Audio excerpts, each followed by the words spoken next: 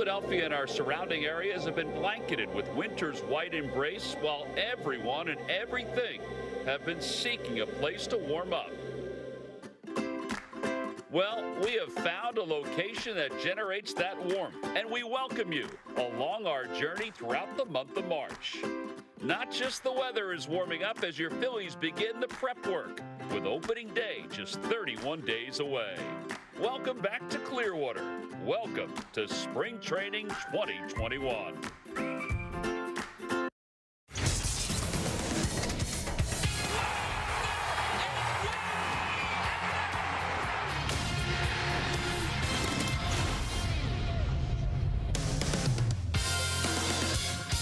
One of the greatest places in Grapefruit League baseball, Clearwater, Florida, and Frenchies are open for business today as the Phillies and Charlie Manuel get set to draw the curtain on their home schedule of spring training games at Baycare Ballpark. Yeah, it's game one of our 12 on television this year. This spring, the Phillies lost yesterday in Lakeland, but they start anew today against the Baltimore Orioles. Hey, everybody, I'm Tom McCarthy, along with Ben Davis. It's been 156 days since Aaron Nola last towed the rubber, a day that he would like to forget. But it's still nice to see, not only for him to get the baseball, but for baseball to begin again in Clearwater. So nice to bring baseball back to your living rooms again today. We're very fortunate to be here, Tom. And it's just exciting. That time of the year, it's so exciting to see that first pitch thrown, hear the crack of the bat, the pop of the mitt, and everyone's just really excited to be here. All right, so we already have our Toyota turning point from this past offseason. And what was it? Well, it was the re-signing of two big pieces for the Phillies. Two huge pieces for the Philadelphia Phillies. You always want to be strong up the middle, and that's exactly what the Phillies are. JT Realmuto, without a doubt, the best catcher in baseball, and it's not even close. Offensively, defensively, he is the man. And then Didi Gregorius. I thought they had a chance to sign JT back. I did not think they would have a chance to get Didi. Such a huge signing for the Philadelphia Phillies. Again, to be strong up the middle. They signed very lucrative contracts. Obviously, JT's for 5 years, Didi for just the 2 years. But to lock these guys up enables this team to move forward with some offensive gusto. These two guys are really, really good, and so glad that the Phillies were able to sign them back. And Didi talked about the fact that he's becoming more of a power hitter. He likes that in our ballpark. Joe Girardi kind of laid out what he's looking for the 2021 season. You know, to me, I always thought about being the best team that we could be, right? And I think, you know, your goal was to win the World Series, right? So if you win the World Series, you're the best team that year. And let me tell you, I'm good with that goal. But I don't ever come into a year and say, I want to make the playoffs. To me, I don't want to finish second, third, fourth, fifth, sixth, seventh, eighth. I don't want to finish there. I want to win the World Series. I mean, that's why we put the uniform on. And just be the best person that you can be individually and collectively as a team. And I'll take our chances. Best answer to any question this spring so far was that one by Joe Girardi. It all begins in spring training. The road to a World Series begins in Clearwater for the Phils. We'll be back with lineups at first pitch when we return. Phillies baseball is brought to you by the Toyota Camry, now with available all-wheel drive. Visit your local Tri-State Toyota dealer today. By Xfinity, the fastest internet in Philadelphia. And by Citizens, official bank of the Phils. It's in the stands, and it's the same at Baycare Ballpark today. Fans are getting a chance to watch their Phils, and it's a sight for sore eyes, to say the least. Aaron Nola is on the mound, getting set to finish up his warm-up tosses for this afternoon's ball game. Let's take a look at the Orioles lineup, brought to you by Xfinity, the fastest internet in Philadelphia. Austin Hayes played last year for Baltimore, hit .279. He leads it off. DJ Stewart, he did not have a great season a year ago for the Orioles. Ryan Mountcastle is in left field. Rio Ruiz is over at third base. Should be the everyday third baseman this year. Valleca is one of those guys that every team needs because he plays so many different positions. And there is Aaron Nola getting set to make his first spring start. We should see him for at least 2 today, although we saw yesterday that sometimes those plans, Ben, they go awry. Yeah, yesterday didn't go exactly as according to plan yesterday for the Phillies, especially in that first inning. But Aaron Nola, just go out there, fastball command. That's what he's really looking to do today. Set a precedent with that good fastball. Obviously, he's going to mix in some changeups and curveballs, but you're really going to see him throw that fastball and throw it a lot. Phillies made some adjustments to their pitching, their staff, their coaching staff, and one of those adjustments was to the pitching coach role. Caleb Cotham is sitting next to Joe Girardi, and Aaron Nola has said that the communication between the two will ramp up even more after this initial start. He said they've talked in spring training. He said, but once Caleb sees what Aaron likes and Aaron hears what Caleb likes, it'll enhance the communication. Just to know how he feels when he comes off that mound. Every pitch is going to be different. All right, so here we go. Yesterday, well, it was kind of a clunker to start spring training. Today, 80 degrees in Clearwater, Florida, and the Phillies get a chance to wear the home white, the red-white pinstripes, as Aaron Nola goes to work to begin spring training 2021. And the first pitch is in there for a strike, and the count is 0-1 to Austin Hayes. Real applause. Real applause. Yeah, we've been so used to it, the manufactured applause and cheering, that it's nice to hear a little bit of a buzz in the ballpark. Just a bit outside. Hayes, back in 2018, was the #1 prospect in the Orioles organization. You might recall last year against the Phillies, he had an inside the park home run. Yep. 10th inning. The 1-1 pitch from Nola. And a good breaking ball. It's 1-2.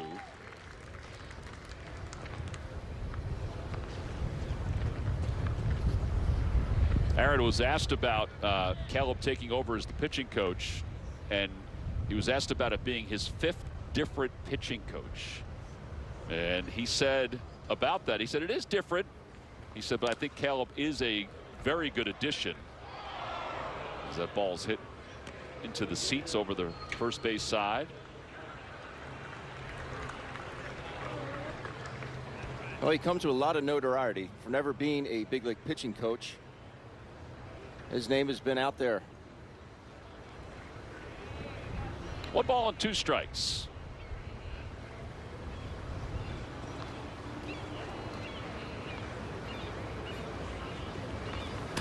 That one's hit sharply back toward the middle, a base hit. So a leadoff single for Hayes. And that'll bring DJ Stewart up. Just a fastball that runs back out over the plate. Like he tried to dot him down and away and just left it up. Nice piece of hitting by Hayes. All right, so here's DJ Stewart. Stewart playing right field today for the Orioles. Finished the year 4 for his last 39, which is what dropped his average under 200 for Baltimore. That one gets away from Knapp, and that allows Hayes to go to second base. So a wild pitch. Of course, Andrew is catching because JT Realmuto is still nursing the fracture in his thumb on his throwing hands.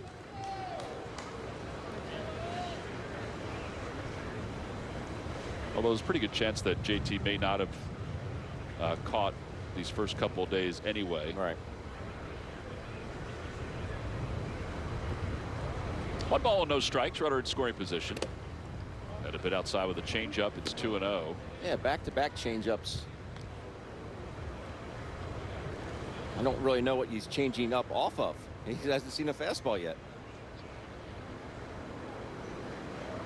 Last year in that final game of the season, Aaron went 3 2/3. He walked 3, struck out 6, allowed 3 earned runs. And what was a 5-0 loss to the Rays that essentially eliminated the Phillies from the postseason. Although losing 6 of the previous 7 didn't help either. He said, I know for myself it sat with me for a while. He said what it taught him that last day, and he said probably that last week, and he said I think this is the case for everybody as the count evens up 2-2. is that every game matters. He said, as I've gotten older in this game, I realize that game 33 is equally as important as game 162, because it can come down to that last day. But if you had taken care of business earlier, then maybe it doesn't come down to that final day. That was even more heightened last year with only the 60 Correct. games. 2-2. Curveball hit high in the air to right field. That's pretty deep, and it is gone. Matt Joyce just ventured back to give it a look. The wind is blowing out. A 2-run home run for Stewart, and the Orioles take a 2-0 lead. That's exactly what you do with a hanging breaking ball.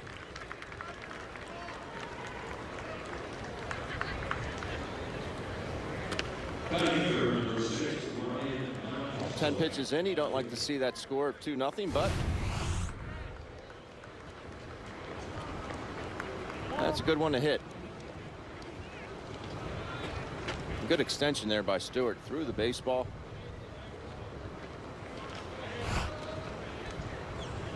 So 2-zip Orioles. Ryan Mountcastle is now the batter. He takes the first pitch outside.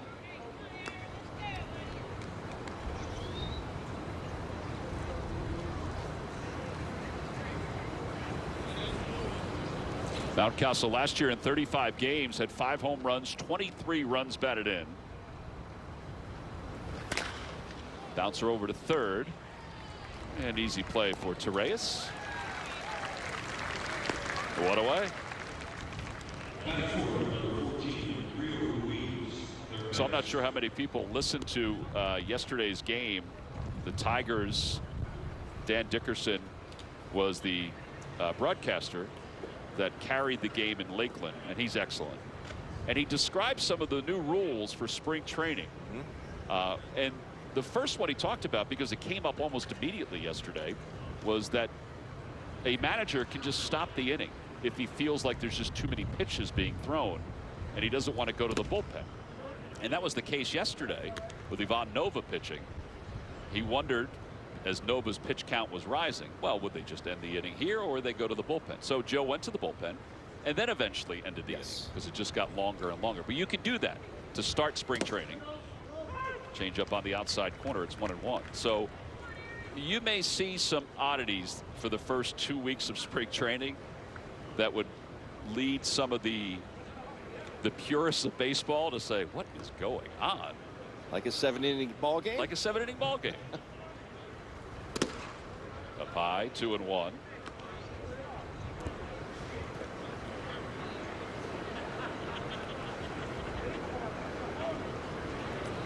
Rio Ruiz in his 3rd year with the Orioles. Last year had 9 home runs, 32 runs batted in.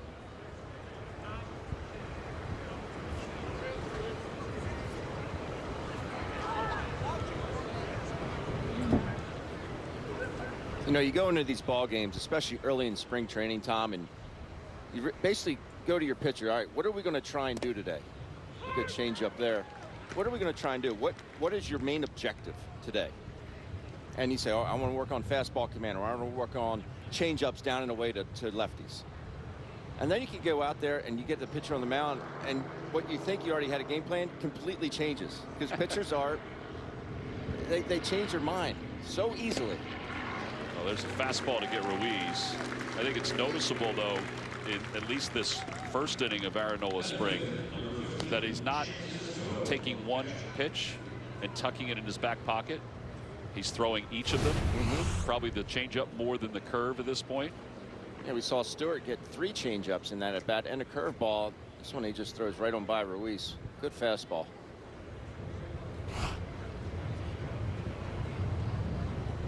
Here's Chance Cisco at 2:14 the season to go. Ground ball over to first base, and that's gobbled up by Brad Miller. Takes the bamboo and the baseball over to the bag, and the side is retired. The Orioles, though, do get a 2-run home run. We head to the bottom of the first. And Brandon Hyde pretty happy with the way his team went out there in the top half of the first. Let's look at the Phillies lineup, brought to you by Xfinity, the fastest internet in Philadelphia. Nice to see Andrew McCutchen in the leadoff spot today. His knee is 100% according to Joe Girardi. Gene Segura over at second base bats second. Andrew Knapp hits third. Then Brad Miller bats cleanup for the Phils. Roman Quinn gets a chance to play. And some of the youngsters, Nick Maton, Ronald Torreyes, toward the bottom of the order, facing Jorge Lopez, who is battling for one of the last couple of spots in the Orioles rotation. And a season ago in 6 starts, he had a 6.69 earned run average. I am very anxious to see Andrew McCutchen this spring, just for the fact that we talked to Joe Girardi the other day, and he said he looks tremendous. Great shape, feels great.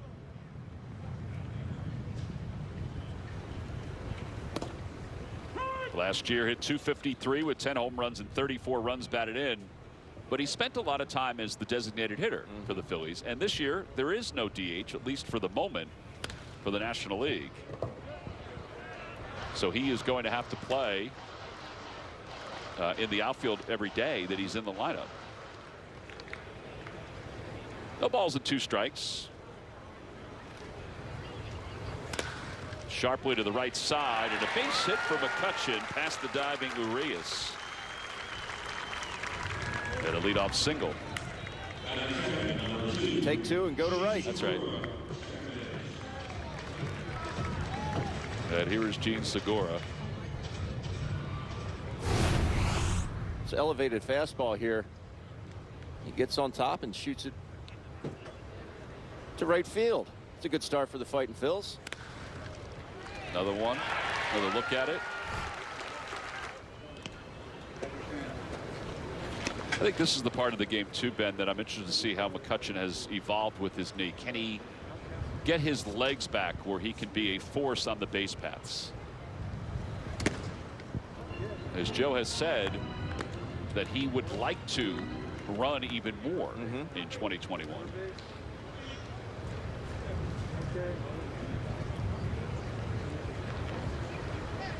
Put pressure on the defense.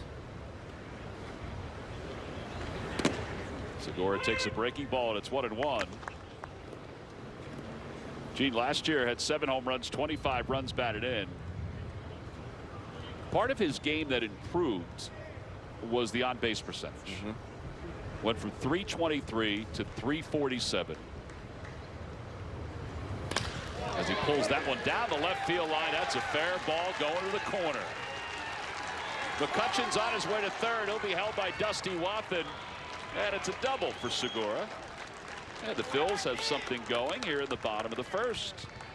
I always thought pitch recognition was the last thing to come from an offensive standpoint when you're standing the plate in spring training, but he recognizes this hanger and just shoots it down the left field line. This is a bullet. He hits it so hard McCutchen can't score from first. A good piece of hitting there.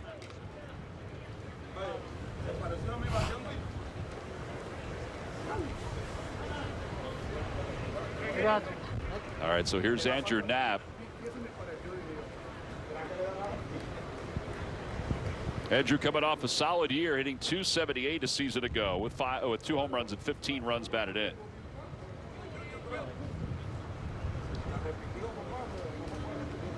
Talked to Andrew today and asked him about the fans, and he said it's the first real sense of normal in a long time. And again, it's only a couple of thousand, and they're spread out. But even just listen to the chatter and the boos because the pitcher and the catcher can't get on the same page. It really is such a part of the game. Yeah. It really is. So's a cold beverage, Ben. Think it's not?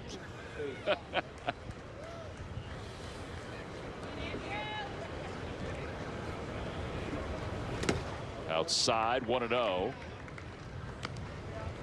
One over, one in, right, Phil? Lopez is probably battling, as you see the berm, and that's where they told people you're in a certain pod. That's where you're going to sit. They decided to sit in pod 8. 1-1. But Lopez is going to be battling for one of those starting spots. But in the mix for the Orioles, Felix Hernandez, who opted out last year, and people think is back to close to where he was the last couple of years in Seattle. Matt Harvey and Wade LeBlanc. So those are part of the battles the Orioles will have for their starting rotation.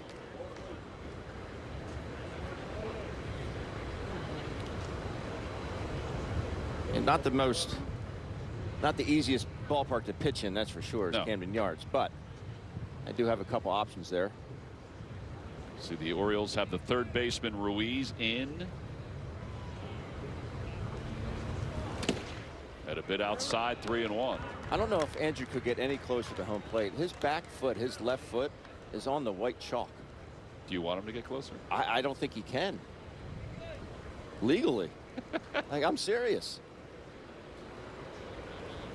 Look at that. It's incredible. Half of his toe is on that white chalk. Down the left field line, battling the sun is Mountcastle, and he lost the battle. It's a ground rule double. 2 runs will score, and the Phillies have tied it up at 2. Well, Andrew was doing his job regardless there of Mountcastle making that play. Good situational hitting there. He gets a good pitch in a good count, 3-1 count, and does his job. At the worst, it's going to be a sac fly.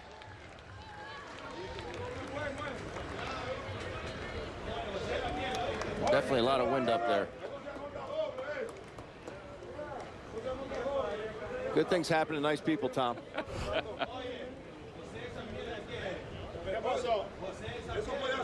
Speaking of nice people and nice additions, here's Brad Miller.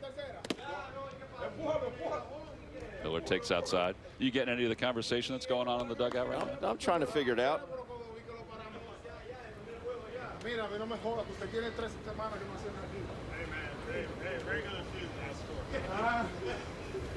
Inside, 2-0. Andrew McCutcheon's helping things out. Hector's holding court. Hector Neris. I can't believe Hector has a smile on his face. Does he ever not smile? Ever. 2-0 to Brad Miller. Miller making his return to the Phillies after going on vacation to St. Louis last year, where he wound up playing way more than I think he anticipated. In fact, he joked, he said, all of a sudden I'm in the cleanup spot. He goes, I didn't expect that. And he walks on 4 pitches. Played 29 games last year, Ben, as the cleanup hitter for the Cardinals. Remarkable. I love what he did here a couple years ago. Yeah, 12 home runs.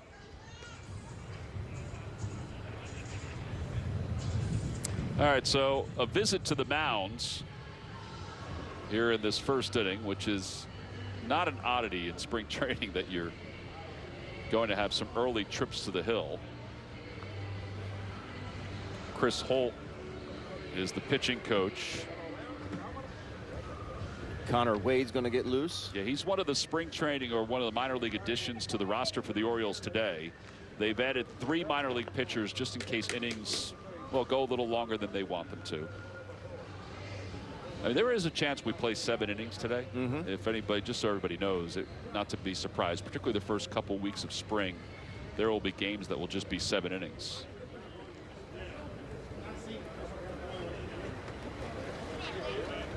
First and second, 1 out, 2 runs in. Roman Quinn, the hitter. Roman, for the second straight year, hit .213. He is battling Adam Hazley for the center field job. And Adam, well, he got his spring off to a good start yesterday with an opposite field home run. Yep. It's a big camp for all these guys. Scott Kingery, Roman Quinn, Adam Hazley. It's a big spring for these guys. There's a lot riding on it. And Joe Girardi, who is scheduled to join us in the 4th inning today in each spring, said that he is open to having a platoon in center field. We asked him, is there anybody you're leaning towards? And he said, no. I think this year, I think he's open-minded about it this year. And I think part of that is that Hazley's come in stronger with the ability, the hope is to drive the ball more.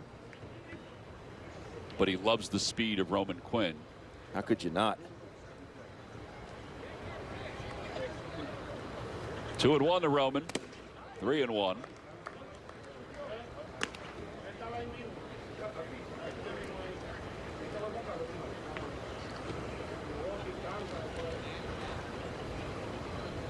Matt Joyce on deck.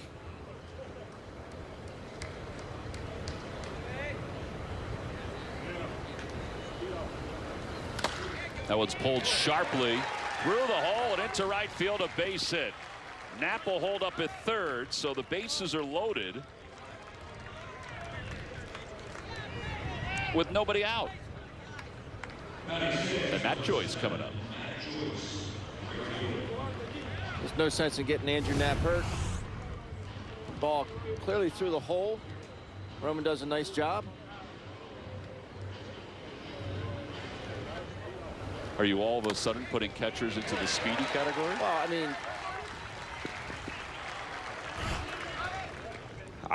no, I'm not, nor will I ever.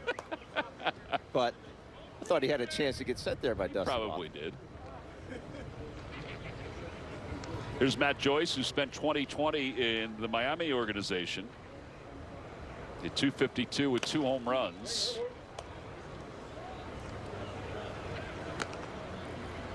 He DH'd a lot last year, but in his role this season with the Phillies, if he makes the club, and I think he's going to make the club, he would be a solid bat off the bench. Without a doubt. You know, we talk about the improvements that they got in the bullpen, but the bench as well, I think some drastic improvements.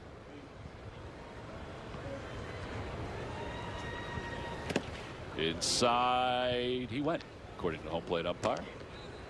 But you go 0-2 to McCutchen, right? You're in a head and count 0-2. You go single, double, double, walk, single. After an 0-2 count to lead off the game. It's not how you start, Ben. No.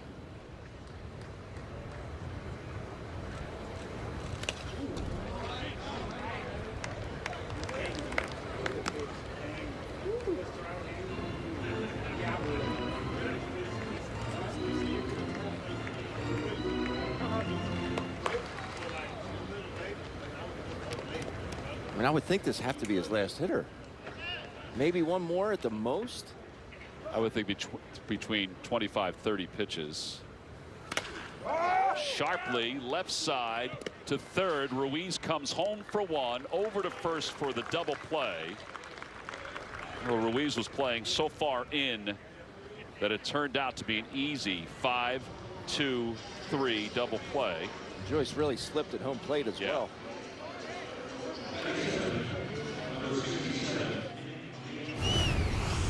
See how deep Ruiz is. I mean, he's right in that 5.5 hole. Yeah, positioned perfectly. That's an easy turn for Cisco. Watch him slip here.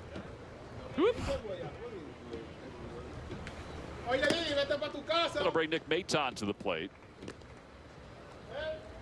There will be a lot of players this spring. We're going to put up their numbers, and they'll be from 2019, from 2019, because obviously there were no minor league games last year. Maton was at Lehigh Valley. And for a lot of those players that got a chance to go to Lehigh Valley, it was a bonus, because they had the chance to have instruction, get at bats, face major leaguers. Those are his career numbers for the minor leagues.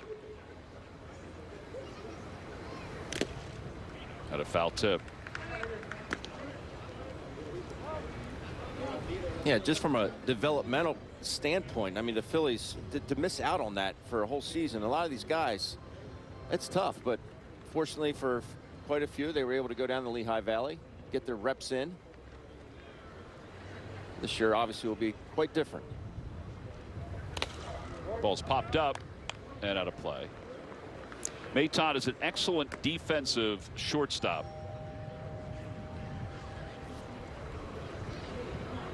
One part of his game that's improved immensely as he's matured is his ability to understand the strike zone.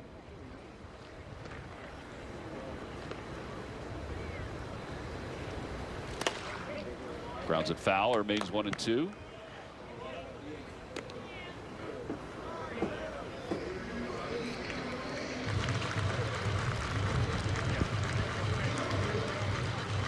What a beautiful day down there, huh?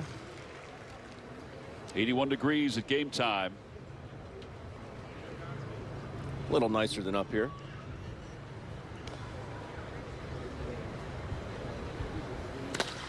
That one's hooked out to right field. It's not deep, and it's caught by DJ Stewart, who came scrambling in, and the side is retired. Phillies do tie it. Had a chance for more, but it's a 2-2 game as we go to the second. Get geared up for the 2021 season for only $60. The Gear Up for 2020 bundle has everything you need to cheer on your favorite team. Adjustable cap, Phillies t-shirt, see it right there, scoreboard socks, Ben loves socks, and much more. The value is over $120, but you can purchase your bundle and say hello to the folks at the New Era Phillies team store. Go to phillies.com/New Era for store hours. I was there about a month or so ago. Had to pick up a couple things for the last part of the offseason. It's awesome. The hat selection has always been one of my favorite things. Yes. But the t-shirts are just phenomenal. So head on down. Here's Valleca. He'll lead it off as we go to the second. And it's 0-1.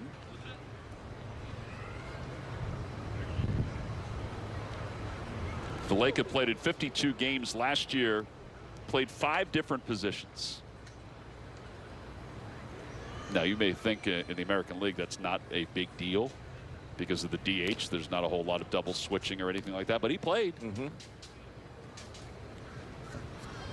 Just gives the manager so many options to have guys that can do that.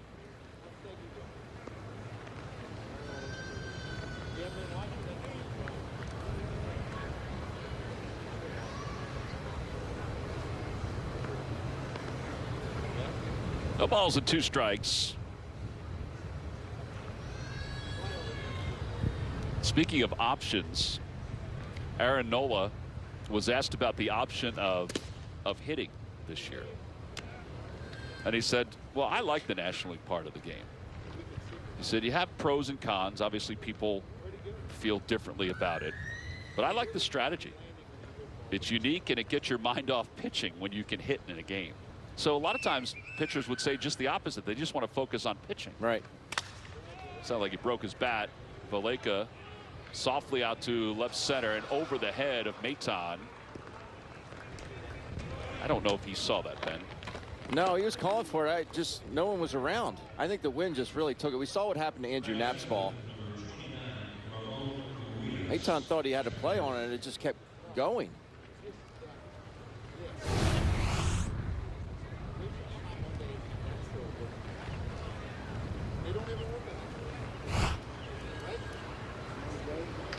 At that point, he was probably thinking, I don't hear Kutch.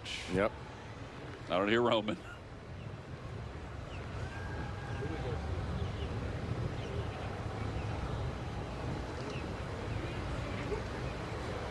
Here's Urias, and he takes the first pitch on the outside corner. It's 0-1. Anyway, Aaron went on to say that he missed batting practice last year. Said that was fun. And he said that the ability to get yourself in shape this year compared to last year was predicated on getting yourself in shape to hit too. Now, I think Aaron's way better at that than he is at hitting. Without a doubt. Good change up there. Gets the ball on the ground. 6-4-3 double play. Just the way you draw it up.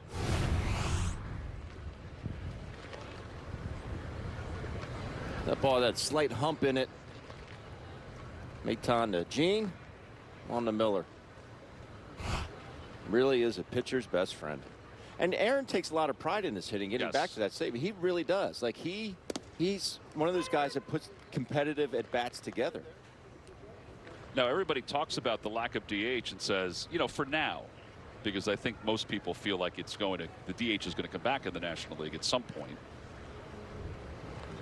Here's Brett Cumberland for the Orioles. Cumberland played 41 games at AA Bowie a couple of years ago.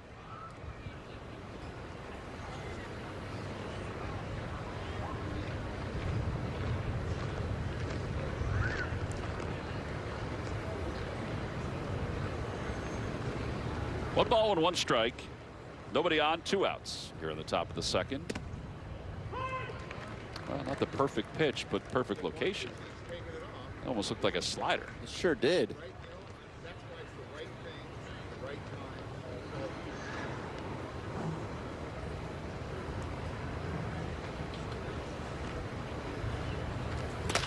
Shot the other way, and that'll be a base hit. 4th hit for the Orioles, and Tyler Nevin will get a chance to bat. He's the number 9 hitter.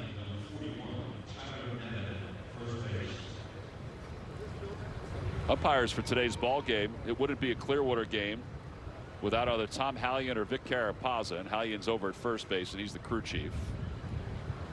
Eric Backus, number 101, Ben, in your umpire's guide. It's behind the plate. Are there that many umpires that he has to wear 101? Apparently. Nevin hits it skyward to right. Matt Joyce says he has it, and he does. All right, so 2 innings in the books for Aaron Nola. He allows 2 earned runs on 4 hits. We'll head to the bottom of the second. It's the Orioles 2 and the Phillies 2. Stats, videos, and more. All of your Phil's content in one place. NBCSportsPhiladelphia.com.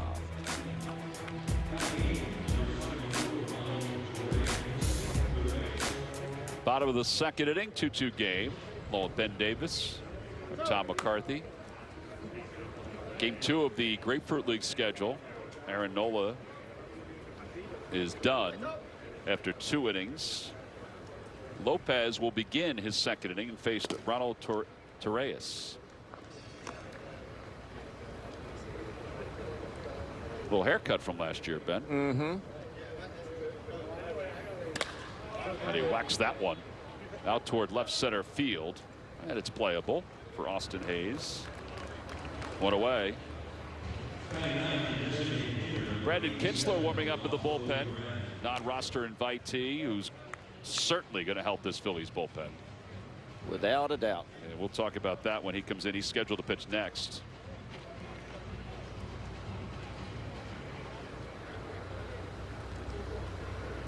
Todd Zolecki on Phillies.com wrote a great story about Kinsler the other day.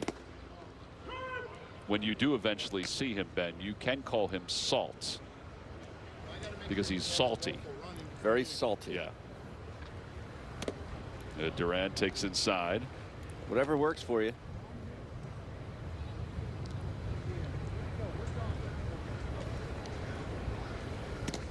Durant takes a breaking ball. It's 1-2. Durant, 23 years old, from the Dominican Republic. He played 16 games this past winter.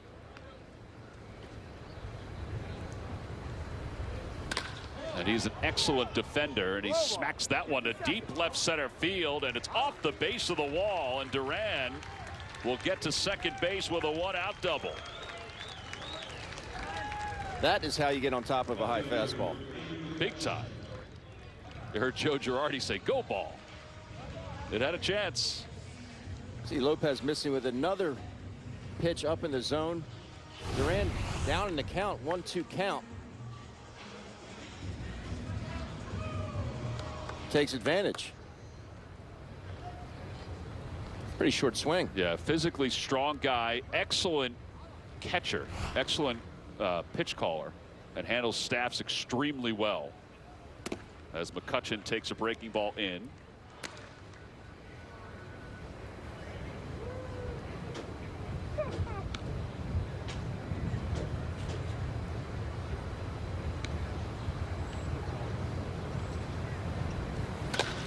Off the hands, out toward right. Catch is made. Duran does not tag. 2 outs, and Segura's coming up. Best part of the conversation the other day with Gene Segura was when he talked about having Didi Gregorius back with him up the middle. You know, because there was talk that if Didi didn't come back, that Gene was going to play shortstop. But Gene lit up when he was talking about Didi. They are very good friends. Joe said as soon as Didi arrived the other day, because he had some visa issues, he said you knew he was in the clubhouse because Gene was even louder. 4-3 on the putout. No runs, a hit, 1 man left. We'll head to the 3rd. Still tied at 2.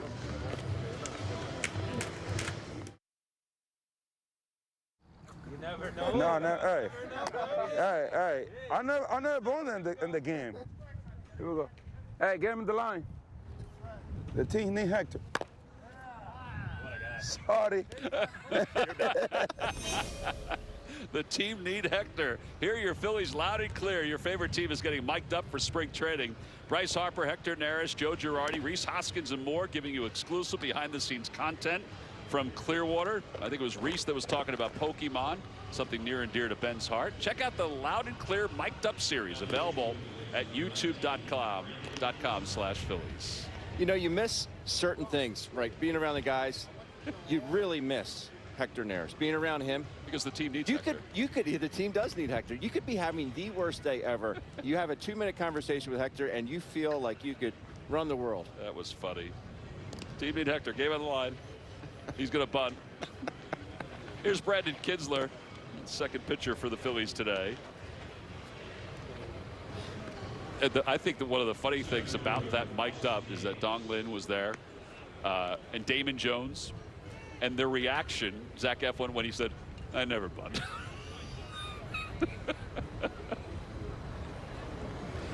Because he gets so many ABs. Yeah. That is true, though. If he does get an AB, then, you know, particularly if he's closing, yes, you've got a little bit of a problem. Yes. Austin Hayes will lead it off. He singled and scored his first time up. And Kinsler's first pitch outside, 1-0. Aaron Nola joins us down in Clearwater. Aaron, Tom and Ben up here in Philadelphia. How do you feel after 2 innings? Feel good, guys. It feels really good just to get back out in front of fans and against the hitter and compete again. It just feels like it's been a long time. How different was it, Aaron, having I know there's not many in the stands, but there's quite a few. How different was that? Well, I mean, no matter how many fans, packed house or what it is right now, it's still fans. You know, it's actually feels normal again, and it feels a lot more like baseball. But to get things rolling again in 21, it feels really good. You talked about being competitive, Aaron, and you know, we've known you for a long time, and you are extremely competitive. And I thought that was on display in the first inning, where you gave up a single to left center field, and just your reaction to it early on, just how competitive you are, even on that particular play. Yeah, I mean, spring training, of course, we're working on things. I'm working on things and working on just trying to fill up the strike zone and get a feel for my delivery and my pitches. And I mean, giving up hits, it's no pitcher wants to, but sometimes it's good this time of year to throw in the stretch and throw with guys on first and second in situations like that, just to get us used to it. And you know, that's the beauty of it, I think. And I know it's the first game and your first appearance, but how good was it to get that double play ball with the guy at first base and you're working from the stretch, just to make that right pitch at the right time? Oh, double plays are the best. Pitcher's best friends, as they say, but it really is. I mean, it's throw 2 pitches to the guy. The guy gets on, throw 2 pitches or 1 pitch and get double play. I mean, it's the best in the game, I feel like. Aaron, a few more all-speed pitches than I was expecting out of you today. Any rhyme or reason for that? Not really. Just kind of working on everything. Just trying to get a feel for all my pitches right now, especially the changeup. threw a little more curveballs than I usually do coming into the first game, but I'm just gonna keep trying to fine-tune my repertoire each game and take each bullpen session seriously going into my next start. How excited, and I know we were on the Zoom the other day when you talked about it, but how exciting was it when you got the news that JT was coming back? Oh, really excited. Really, I think I'm speaking for everybody on the team and the whole organization. We obviously know how good of a player he is, what he can do on the field, but what a person he is. You know, he's a guy who we can communicate with. He's a guy who's approachable and a guy who really sets the bar high for everybody. Aaron, do you do anything exciting in the off season? How do you do with your photography classes? I didn't take any. No? I took some. I went to no. No, I always say I'm gonna, but I never do. But I went to Yosemite over in California for about 4 days. Took some pictures, so I guess you can call that a class. I saw some of those pictures. Wow, that would have been a great picture right there if you got Matt Joyce diving for that ball and then the Phillies turn to the double play. That was beautiful. I saw some of those pictures. They were really good, Aaron. Yeah, I don't know about action shots. I don't take things as they're moving.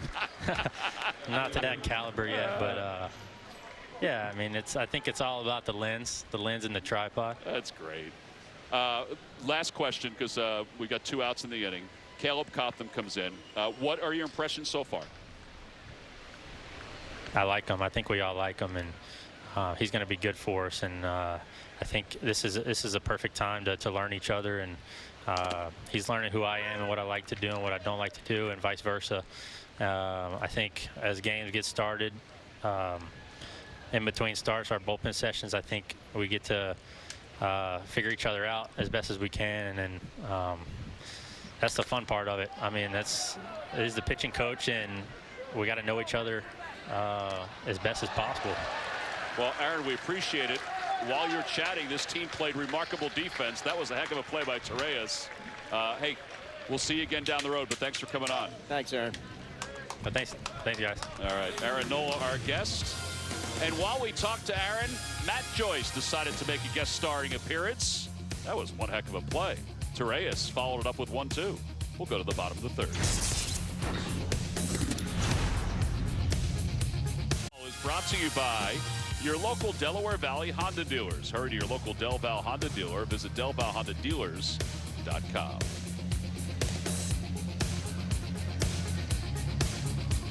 Fanatic was deciding which music he was going to come out and dance to.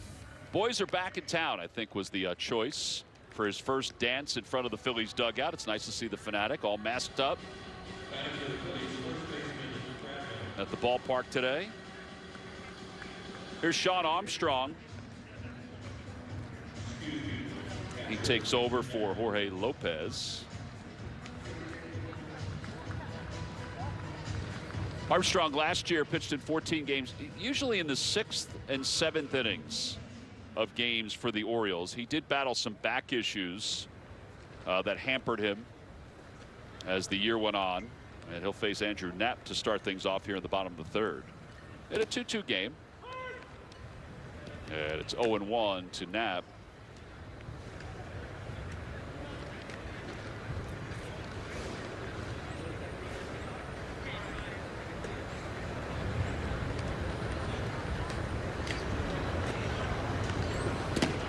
Swing and a miss. It's 0-2. Phillies have added some veteran presence in the catching department with Jeff Mathis this past offseason. Andrew has kind of solidified himself as the backup for JT Realmuto. JT is probably, I would say, maybe a week away from maybe getting back in the swing of things, maybe a little bit longer after injuring that thumb as Knapp goes down on strikes. But he's not deterred. He's got his legs in shape. He's got the cast on bend. He's got Dave Lundquist in the box, and he's doing some bullpens. The only thing is, he doesn't throw the ball back. It's the biggest thing. Keep your legs in shape. That's what he's able to do. The other thing he's doing too, in order to kind of get used to the new pitchers, is that he's standing in the box as a hitter. In fact, I think I saw him the one shot as Miller pulls that one to first, knocked down by Nevin, and still able to make that play. Miller never tagged the bag. Yeah, he went right up over it, right? So 3-1 on the putout. Anyway, I saw some pictures of JT even, I think, hitting left-handed and standing in the box left-handed, too. You get a good idea of the way the ball's going to move. You see Nevin here at first base. First pitch swinging. Took a bad hop. Go off his chin, and see Miller never even gets to the bag. Whoop.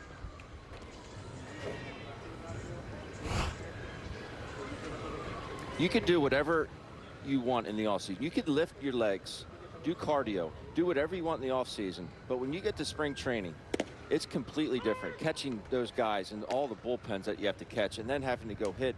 Many times you go up to the home plate after catching all the bullpens. Oh, yeah, by the way, catchers, it's your turn to go hit. Yeah. Oh, thanks. Your legs are wobbly. Your legs are wobbly, and it's not easy. Breaking ball to Quinn. It's 1-1. I mean, you could do squats and leg press, extension, whatever you want. You go to spring training, it's completely different. There are times I would just sit in front of the television before I went to camp, just squat down like in the catcher's position, just watch TV, just to start to get used to that again. What if there was a line that made you laugh? I mean, how would that throw you off? No, it wouldn't. It wouldn't. You work on your balance, Tom. 2-1. Do you still do that? I mean, because you're catching bullpens now. Yes, I can still. It's still easy to get down. It's not as easy to get back up. If we did it, could you do one of our games in the catcher's position to see how long you can do it? The entire time, no. But you're not ready for spring training then. You never are. Swing and a miss. 2-2 to Quinn, who singled his first time up. My brother always said the best way to get ready for spring training was to put a pair of metal spikes on and go stand in your driveway.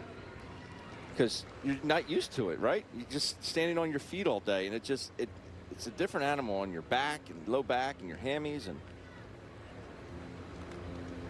then you get the ground like out in Arizona. It's a lot firmer. It's different. Poor Bill, whose birthday it is today. Bill Davis. Happy birthday, Bill. All those lines in his driveway for no real reason except for Glenn getting ready for spring training.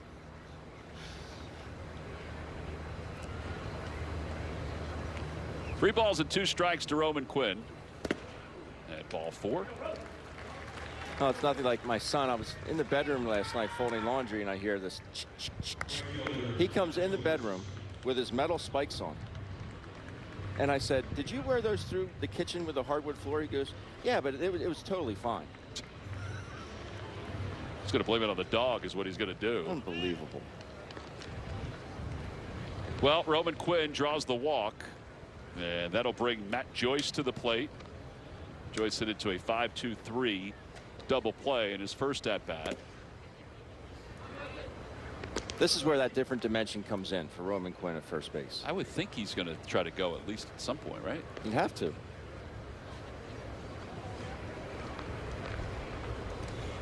Well, I will say Armstrong was pretty quick to home plate in that first pitch. That ball is smoked. If it's fair, it's gone. It's fair, and it's way out of the ballpark. That's going hunting for some alligators. A 2-run home run for Matt Joyce. First one of the spring for the Phillies at home. That went over everything. Everything. Out toward 19. Even in spring training, the 2-out walkable budgets, Tom.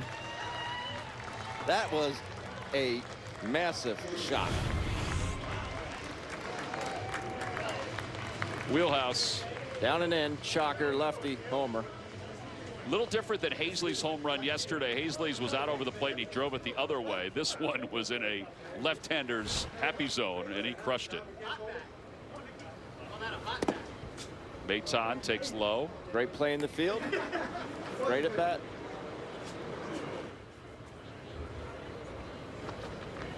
Maton flied out to right. His first time up.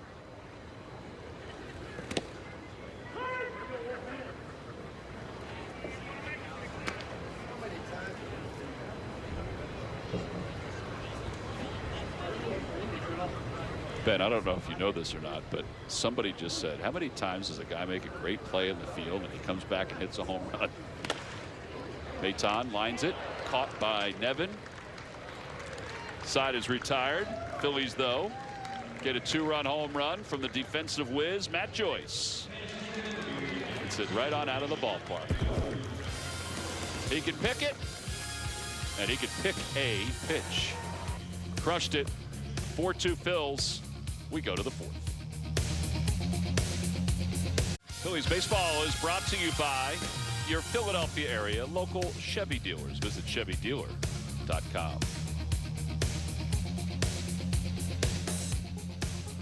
Phillies lost yesterday to the Tigers. They were on the road in Lakeland. And now today here at home in Clearwater. And up 4-2. Michael Enoa will be the new pitcher for the Phillies. He's 6'7", Ben. He's taller than you are. Originally signed as a free agent by the Oakland Athletics as a teenager back in 2008. Signed for almost $5 million by the A's.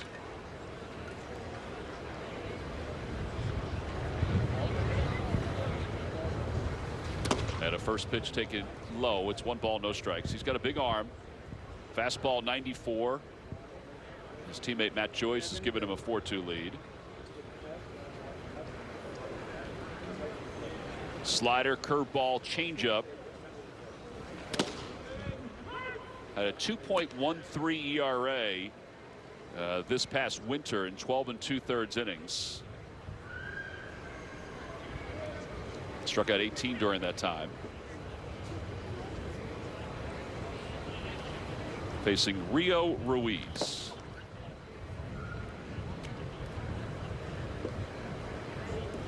We didn't really get a chance to talk about Kinsler, but he looked pretty good in that one inning. He did. I mean, his defense helped him out.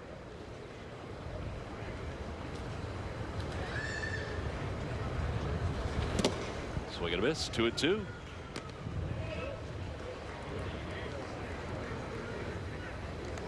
Letting that ball go at about 52 feet. Yeah, 6'7". I mean, it's a big frame.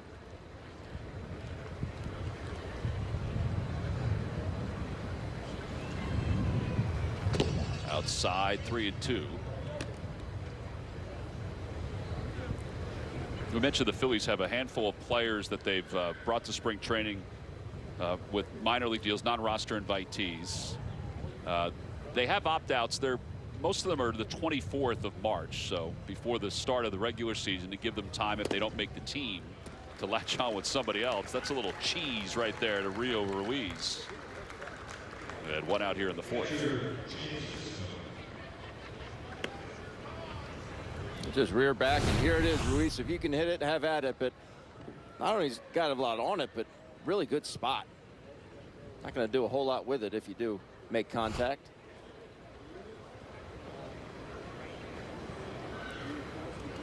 Here's Chad Sisco, and it's 1-0. Here's some of the additions that we've been talking about. We saw Kinsler today. We'll see Archie Bradley and Watson at some point. Bradley threw a bullpen today on one of the backfields.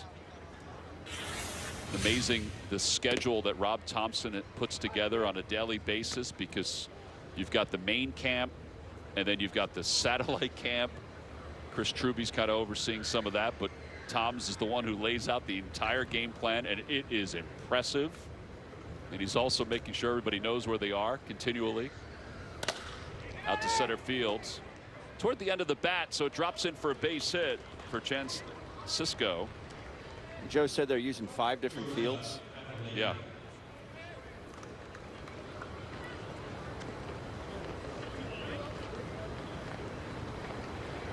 And that'll bring Valleca to the plate. Yeah, just for instance, you know, it's tough to bog everybody down with it, but you've got one group reporting at 8:15, let's say just today. Right. 8:15. There was a group of about 8 or 9 that reported at 8:15. Finished at 11:20. Another group that reported at 8:15 finished at 11. They have different BP groups just to make sure everybody is separate on separate fields, but also are socially distanced as well. I mean, you've got to take all of that into account. It's all part of the protocol that is part of spring training. But Joe said the last couple of days it's run seamlessly. Boy, he just overpowered Paleka, didn't he? 0-2. There's not a whole lot of effort there from Ynoa. I mean, it's just like he's in a rocking chair. The ball just explodes.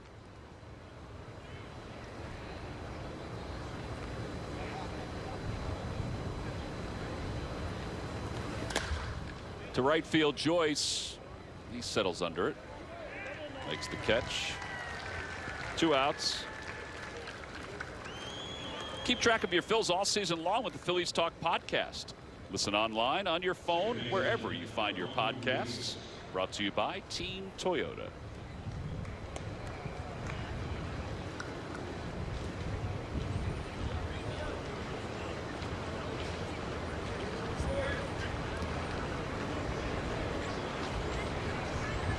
Urias, who grounded into the double play his first time up for the second time. He made his major league debut the 20th of August last year. Orioles got him off waivers from the St. Louis Cardinals. He spent 5 years playing in the Mexican leagues before he was signed by the Cardinals. Not a bad spot.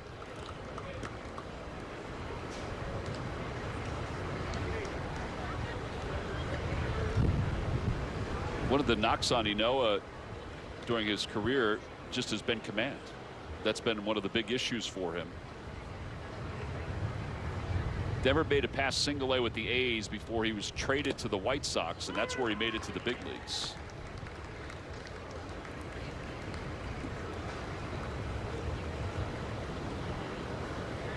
And in the 2016-2017 seasons, he averaged nearly 6 walks per 9 innings. Wow.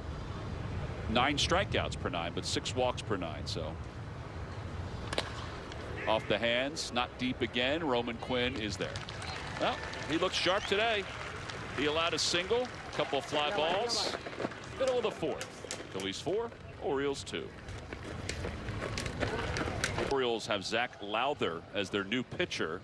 As we begin the bottom of the 4th inning, the Phillies up by 2. And Joe Girardi, the Phillies manager, joins us in the dugout. Joe, we appreciate you coming on. A couple of things that were pretty cool to see today, including Matt Joyce's defense, then offense. Yeah, I mean, that's always great to see. And he made a great diving catch for a double play, got us out of an inning, and then put us up in the bottom of the 3rd with the 2-run homer. And it was a legit 2-run homer. I know the wind's blowing out a little bit, but it was really legit. Off the bat, I mean, the fact that he had sort of a bat flip after he did it, you knew how sweet it was. Yeah. I mean, I guess when you have a bat flip, that means you've hit a few in your career and you know when they're gone. That's right. That wasn't that fortunate, but you know, you had a great play by Torres. Yep. The pop-up in the infield, I mean, that's a tough play. So, you know, these sunny, windy days are hard on pop-ups. And Torres made a fantastic play. All right, here's the thing. Ben's going to ask you about that because he just said after he made that, he said as a catcher, he used to love when John Olerud would just come in and make those catches instead of him having to make those catches. Did you feel that way? Oh, I wanted no part of them. Like, I didn't mind catching pop-ups at night, but my eyes are really sensitive. So the sun gave me a hard time. And I was telling the story to the young kids who I told them, you know, they're going to be coming up every day and playing, and they might be put in some tough situations. That my first game, it was in Tucson, and I replaced Jody Davis, and I missed a pop-up by 20 feet. I mean, 20 feet. So, hey, it happens to all of us. You're going to be nervous. Don't worry about it. Just go get him again, and hopefully he misses this one. Out to short right field. Stewart's able to corral it. Joe, some good situational hitting today, and also hitting with 2 strikes. There's some really good approaches out here tonight. I think great approaches, and even Matt Joyce's double play ball that he hit in the first inning, you know, he didn't try to pull it, he didn't try to do too much. He just happened to hit a bullet to the third baseman. But you know, we've had some key walks. You know, before the 2-run homer, Roman Quinn had that key walk with 2 outs and worked a 3-2 count. And look at Rodolfo, he's 2 for 2. I need to play this kid every day. But he's one of our young catchers that's in camp, and he missed some time, I believe, with a knee injury, but he's back, and he's impressive too. He's got nice soft hands, got a great arm, and obviously he can do some damage. But you know, it's great to see the young kids play with the older guys, and the older guys getting ready, and it's been a really good camp so far. I would say that with the Zoom conversations we've had with the players, and I know you've echoed this too, clubhouse chemistry seems to be even stronger this year in the early part of spring training. I would have to agree with you. You know, we brought in some guys that are really great clubhouse guys, and have been here. Some of them been here before, like Brad Miller, who's just, you know, he's fantastic, and guys that are used to winning and they know what it takes to win. And it's been a real good clubhouse and a real good camp, and just everyone they brought in has been a great fit. So I'm really encouraged by what I've seen so far. Talk about Andrew McCutchen and how he's been feeling. We mentioned at the top of the broadcast, and just night and day from last year at this time in spring training for him, huh? Yeah, I was so thrilled to see him go first to third without that little limp to stop. You know, when he stopped at third, and had it been regular season, I think he probably could have scored. So that was really good, because as much as you try to see everybody in camp, it's hard because we're spaced out on 5 fields, and I haven't seen him run a lot. To me, that's a really good sign. And his legs feel good, and he looks really healthy. He looks like he's over whatever he had to overcome last year mentally. So I think it's going to be a big year for Andrew McCutchen.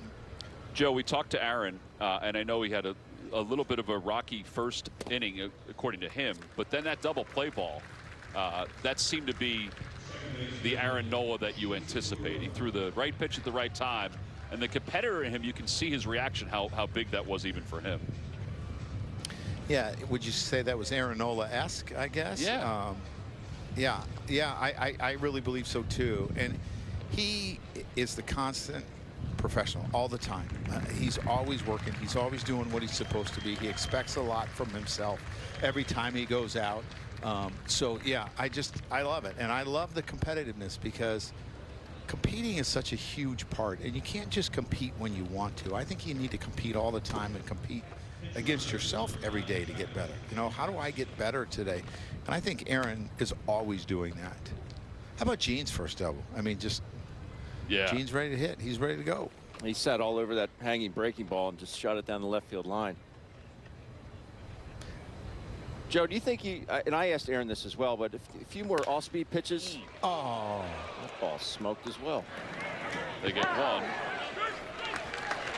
Say that again, the question? I think I told Aaron, I said he threw a few more off-speed pitches than I thought he was going to today. Usually the first couple outings is fastball command, but he said, no, I really wanted to work on my changeup today.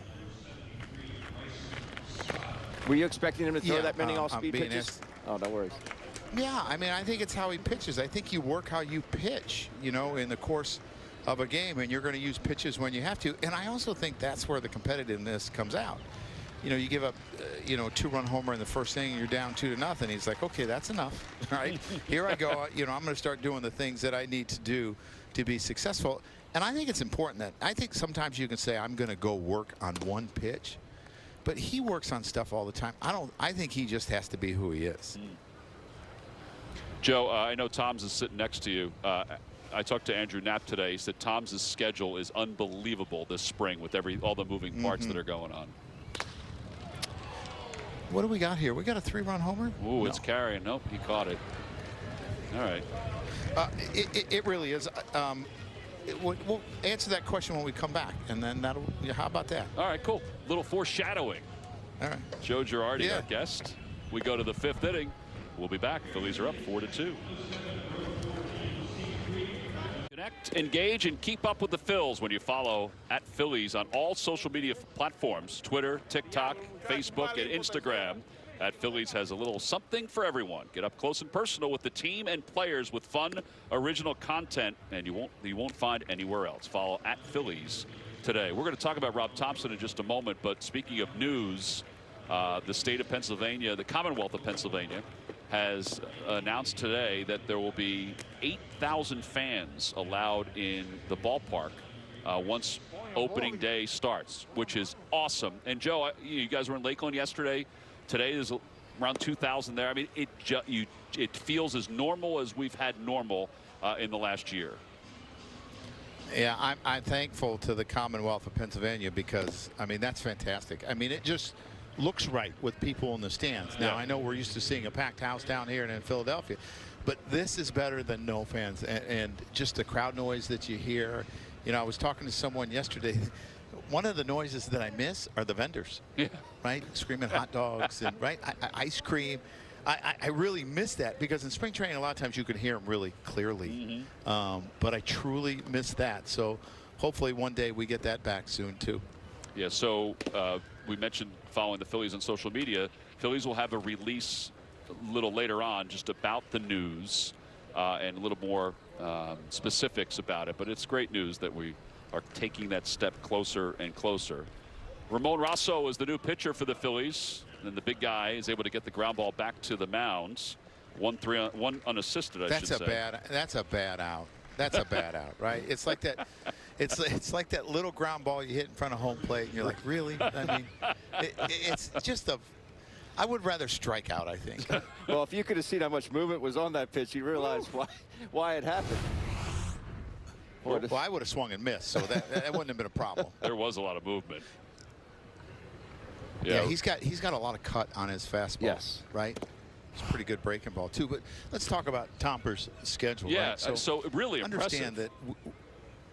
that we use 2 different clubhouses. We don't want everyone coming in at the same time to get dressed. We don't want everyone finishing their day at the same time because the guys have to use the weight room. We don't want everyone in the training room at the same time. So, but then we have to do team fundamentals, and we do things as a team, but they're spread out on 5 fields. So the idea is to keep them in small groups, and when we need to come together, we come together. So it's a puzzle, and he loves to do crossword puzzles, and that's what he considers this, and he loves it. Now, I would not love it, but he loves the idea of being able to put it all together, and he puts so much time and effort, and he has to coordinate with all of the coaches, you know, the pitching coach, the infield coach, the outfield coach, if they're going to do early work and all this.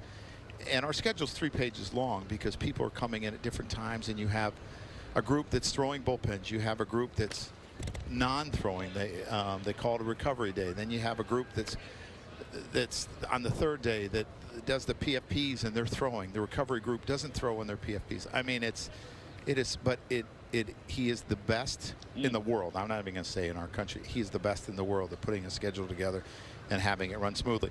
And don't be a coach that screws it up, right? Because it's down to a T, and there's a reason it's down to a T. That breaking ball. Don't be the guy that finishes early or finishes late on your drill just because it messes everything else up. Do those coaches have somebody telling them how much time they have left before the drill is over? Well, we had a situation the other day where we finished early, and I was like to the coach, I said, well, let's sit around and talk to him a little bit so it looks like we're having a lot of discussion. We told some jokes. Yeah, it threw everything off. That's great. It won't happen again. That coach had 3 watches with him the next time. Oh, man. Oh, back-to-back guys hit by a pitch. That's a little different than the Nevin one. So that'll put 2 runners on base with 1 out here in the top of the 5th inning. There it is. It's right off that little elbow guard little there. Cutter that. Yeah. Did he stick his elbow into it? Because I'll go to replay and tell him that he didn't get out of the way. He did it on that one, but we would let you know if he did it. That would be a great advantage to have. I thought Kinsler looked pretty good. I know he got those 2 outstanding plays, but first inning, he's part of those that revamp pieces of the bullpen that you have. Yeah. Well, he's a guy that in today's day and age, you have a lot of guys that blow you away on the radar gun. He's not that guy. Right. But he gets outs, and he induces weak contacts. He throws strikes. He has the ability to work the corners with late movement, and that's what he does. So, sometimes you're going to see a reliever go 0 innings, he gives up 1 hit, and he has 3 strikeouts. You're not going to see that probably from Kins, but you're not going to see a lot of hard contact because of his late movement, and he's going to get outs, and that's what he's done his whole career. DJ Stewart, the hitter. Joe, any update on JT, how he's been doing? I know we showed some video of him catching and tossing the baseball aside. Yeah, he's doing well. I mean, he has another doctor's appointment coming up at the 2-week period, which I think is Thursday or Friday or something, that they'll re-X-ray it and make an evaluation. Good. What is our next move? So, I mean, he's staying in the best shape that he could possibly stay in without being in a game. Oh. Back toward the middle, off the mound. And then off the body of Maton. That'll score a run. Any updates on Reese, Joe? Yeah, Reese is doing well. His live BPs have went well, and these guys are kind of getting at bats in those games right now. We expect, you know, Reese to play probably sometime this week. We expect Didi to play this week. Harp, we're still making a decision exactly when he's going to be, but these guys are all getting closer. One man down. I'll get another double play ball. Yeah, that's unlucky for Rosso because it hit the mound. And yes. It actually took a bad hop, it looked like, as Hoppy will go out and talk to the big right-hander. He's got some good hands back there, Joe. Does O'Hoppy. You know what? This is as a young man that came to spring training 2.0 and really impressed us. Just his ability to handle pitchers, to not be fazed by his surroundings, being a young kid that had just played an A-ball. Swings the bat well, he throws well, he blocks well, he's smart behind home plate.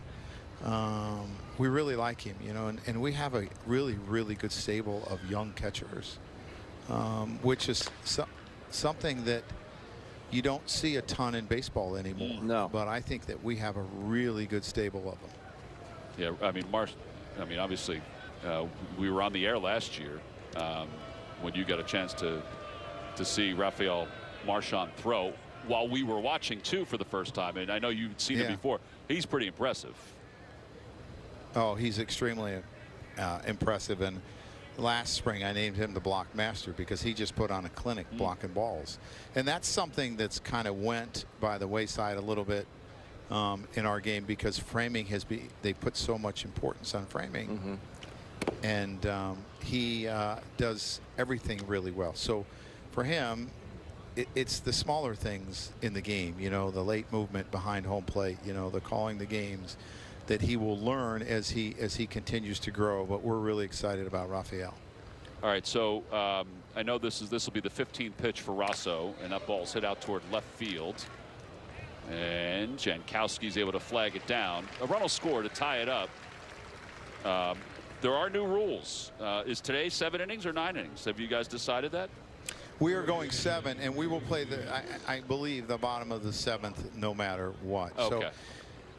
So, you know, you basically have to discuss it with Major League Baseball the day before, you know, so by, you know, sometime between I think around 6 o'clock. So you kind of evaluate how many extra guys you use from a pitching staff, and then you determine it, and the goal is 7 innings every day for the first 2 weeks. Now we're hoping to play some 9s.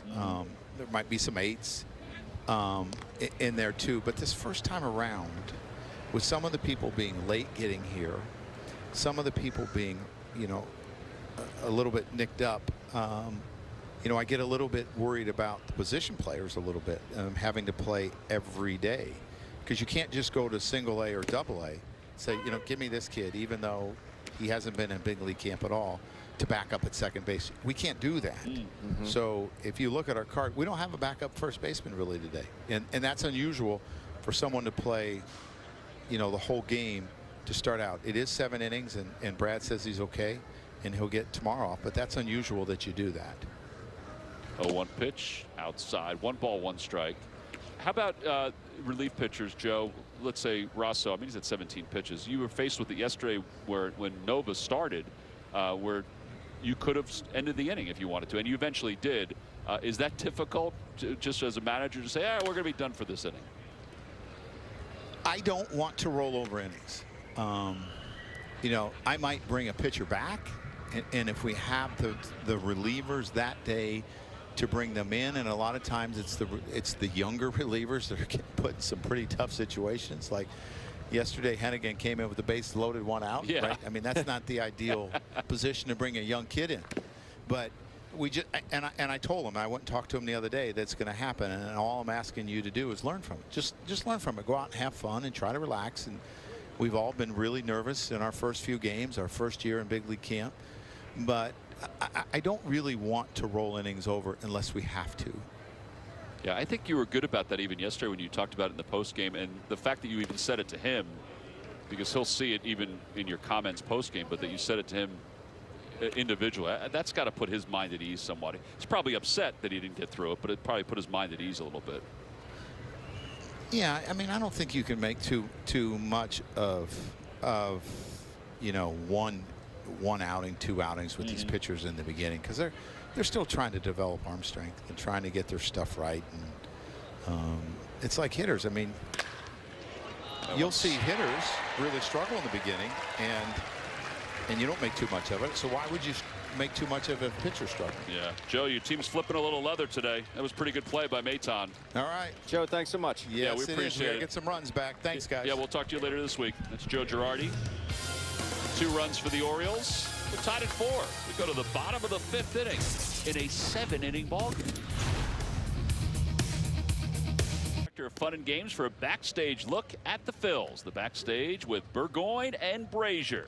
Their podcast welcomes special guests Charlie Manuel, Brad Lidge, Larry Boa, and many more to chat about their experiences, contributions, and history with the Philadelphia Phillies. Visit Phillies.com/podcast for details and tune-in information. Bottom of the 5th inning. And the new pitcher for the Orioles is Evan Phillips.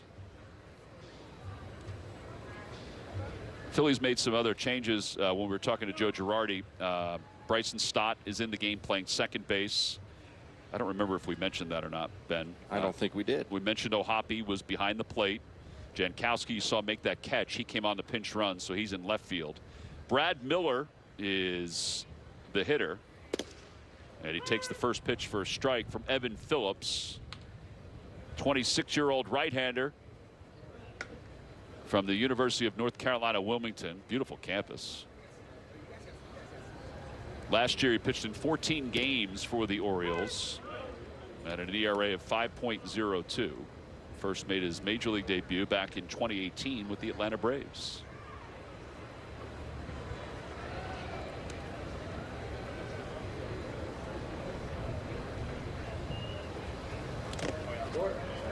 Ball in the dirt.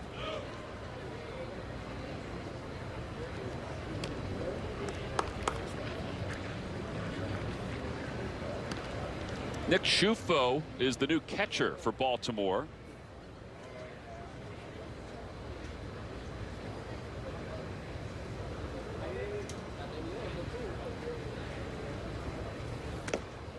Pitch outside.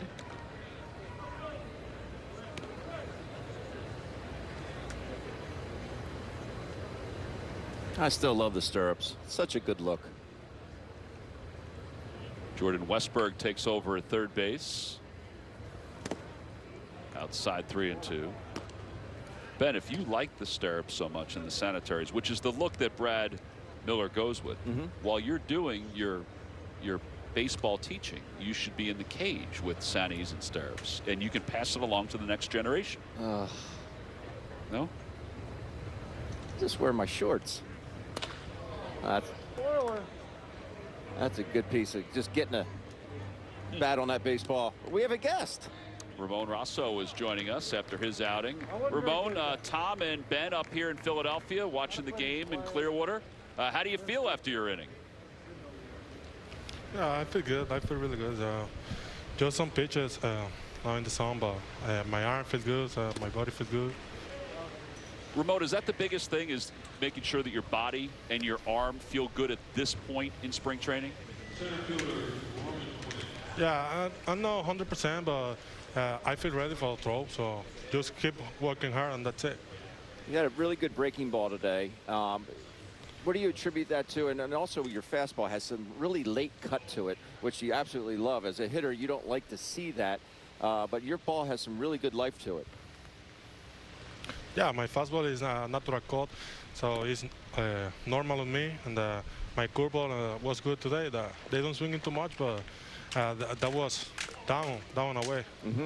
I got to tell you, that first fastball where you got Cumberland to hit it back to you, that ball that jammed him. Oh, the ground ball. That was pretty good. That was fastball inside and cut. Yeah, a little cut. That was pretty good. And that's just natural, that cut. You don't try and do anything? Yeah, natural cut. Really? No, I just throw my fastball and the ball do his thing. 0-2 to Roman Quinn. Do you have a four-seam grip when you throw that? Yeah, I got a four-seam. Okay. Ramon, I know you went to Driveline before last season began, and that enhanced your miles per hour. How much do you think that helped you last year getting your fastball velocity up? Yeah, that was in 2019. I go there, and that helped me so much because when I go there, the first week my fastball was like 92, 93, and the last week I was there 3 weeks, and my last week was 96, my fastball. So wow. I think that helped me so much. Yeah. Did that surprise you that it helped you that much? I mean, were you optimistic going in that it would help you? Yeah, I'm really surprised with this.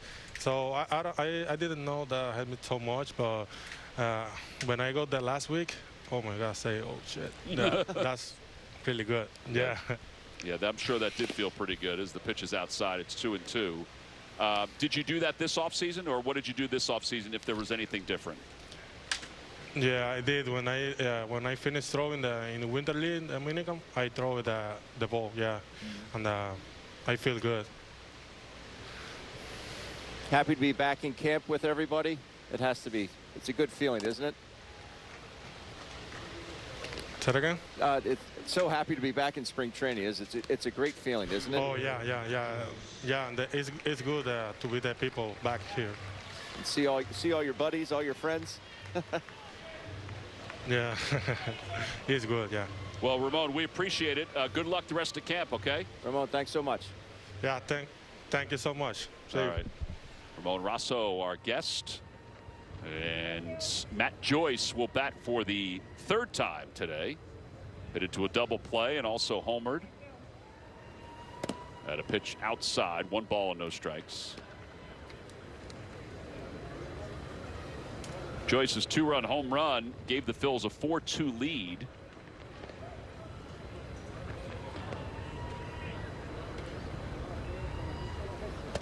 Change up.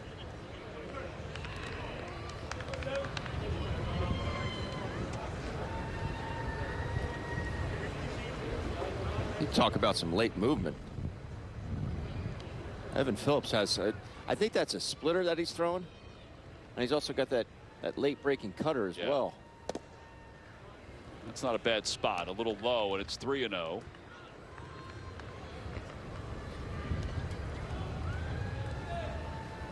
I think he'd be swinging here. I would think so. You know, Nevin was swinging 3-0 in the top half of the inning, so I would think at this point, yes. Or no. Ben, you can never be so sure. I guess not. 3 balls and 1 strike.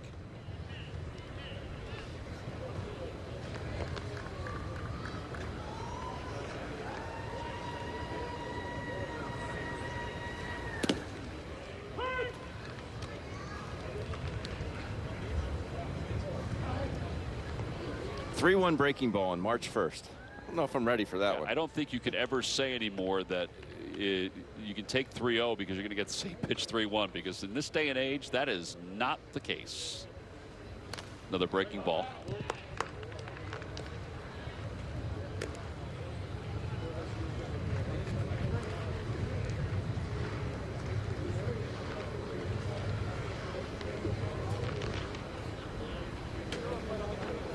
By the way, Ben, we want to send best wishes out to our buddy Mike Keller from Folsom.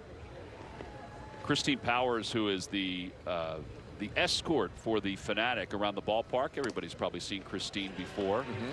Her dad is battling some cancer right now, and we're thinking of him. We know he's going to fight through it, and we love Christine. She's been a fixture at the ballpark for years and years and years. The Fanatic does not go anywhere without Tom Burgoyne and Christine. That's right. And we want him to know that we are thinking about him. Patriarch of a huge family in Delco. Yes, indeedy. All right, Joyce checks out, and Jalen Ortiz will pinch run for him. Maton sends it to center field, and it's tracked down. Oh, smoked. It was. Hayes able to make the catch, and the side is retired. We played 5. We'll go to the 6th. It's a 4-4 game. You from Pod 23 is looking pretty sharp. Time for our Citizen Stats Leaders, brought to you by Citizens, the official bank of the Phillies. All right, so we do this from time to time, Ben. We kind of break down what camp looks like. 74 players, 11 non-roster invitees, 8 catchers. Ben, I know you know this. You can never have enough catchers in spring training. You really can't. And in this day and age, you probably need even more.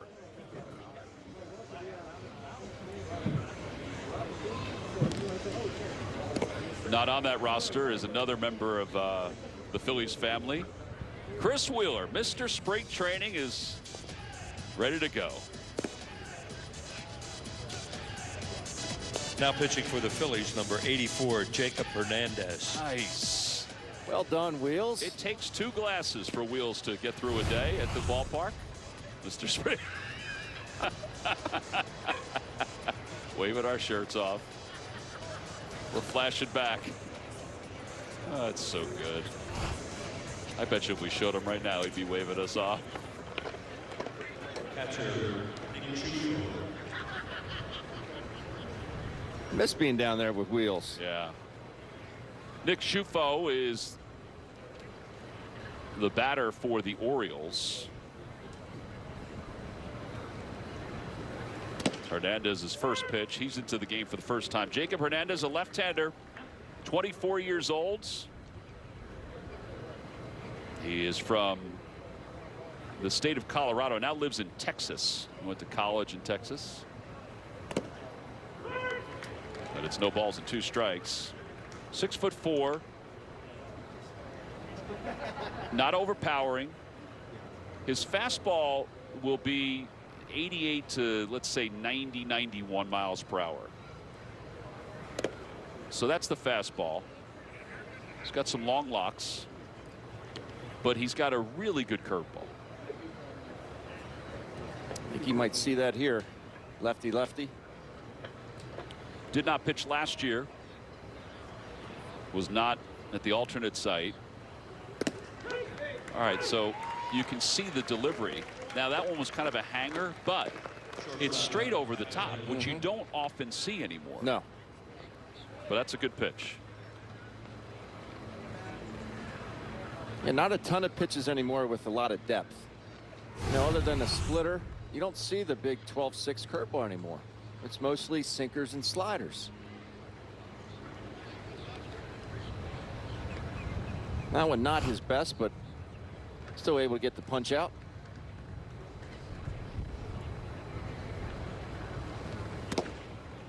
Outside, 1 ball and no strikes.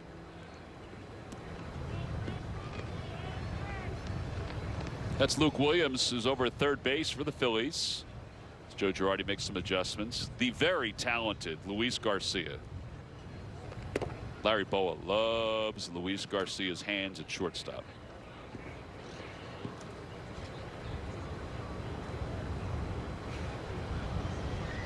Some guys just have a knack of just looking smoother than others. It's something else. Upstairs, 3-0. Jalen Ortiz out in right field.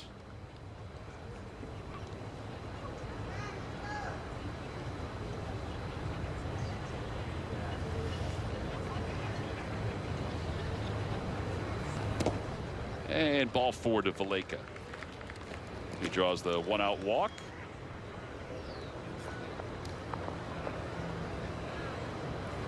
Second baseman, Ramon Reeves.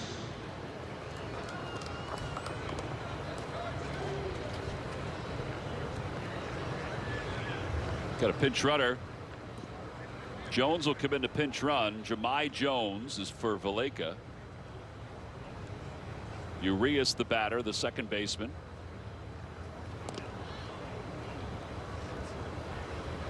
I wouldn't mind seeing a good left-handed move over to first base, Ben. We've talked about that before, but I would work on that until I got it right. If I were lefty, there's free outs out there. Off the end of the bat foul. It's 0-1. I mean, if you really had to go, you could negate that walk right there. You know, it's just something to have in your back pocket if you're a left-hander.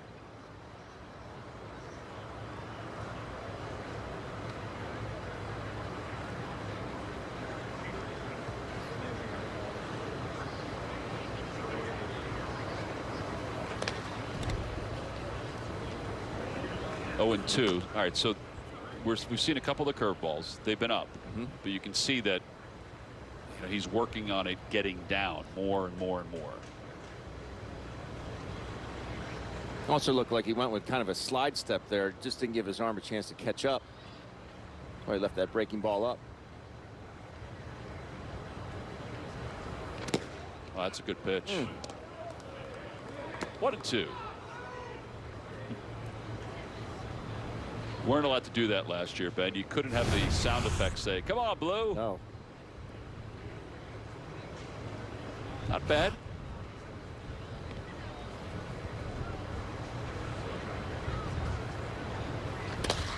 Over to the right side. That could be 2. Stott to Garcia in time for the double play. 4-6-3.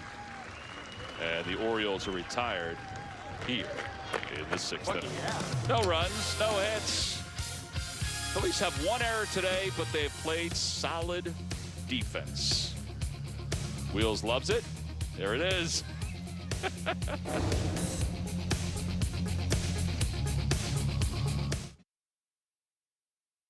Is brought to you by Nissan. Catch the thrill of the Drive Nissan sales event now. Make contact with your local Nissan store today.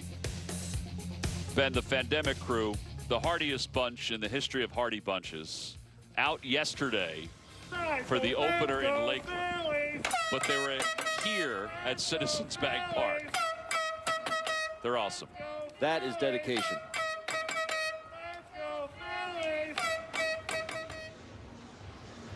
Ladder and all, because they always have a ladder. They evolved as the year went on with the different equipment that they had. And of course, as we all know, it was raining yesterday, which melted most of the snow. Never stopped. At least in the Garden State. It never stopped raining. Yeah. Down in Clearwater, 80 degrees. It's sunshiny. As Jalen Ortiz will lead it off for the Phillies. That is Max Soroller, who is the new pitcher, or Mac, I should say, not Max. Mac Soroller, the new pitcher for the Orioles. He's a Rule 5 pick.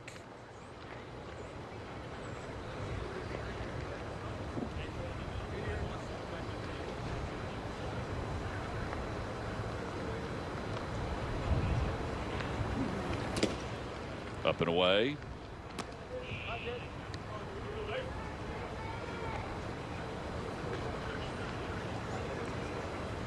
Mason McCoy is the new third baseman for the Orioles. And the new shortstop is Westberg, who came on a moment ago. Jones, who also pinch ran, is at second base. There he is. Nevin remains at first base. And Soroller is ready to go. The 2-0 pitch. Swing and a miss. 2-1.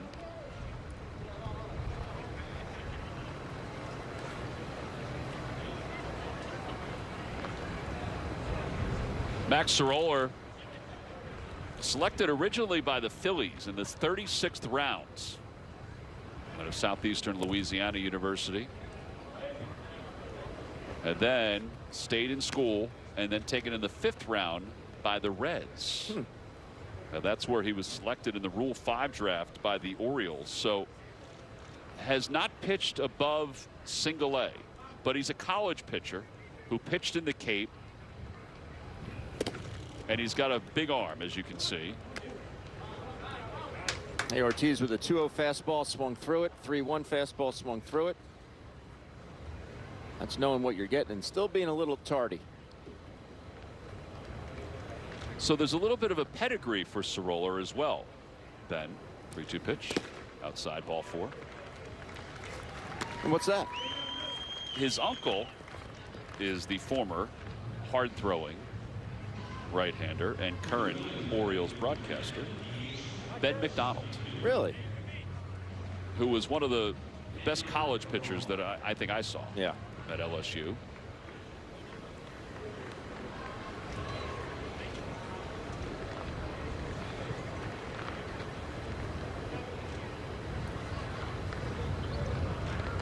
I don't know if there's been more hype about a college pitcher coming out of college than Ben McDonald.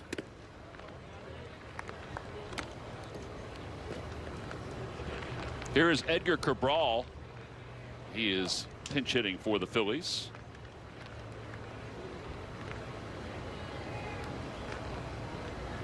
And he will assume the role of designated hitter. 1 ball and 1 strike.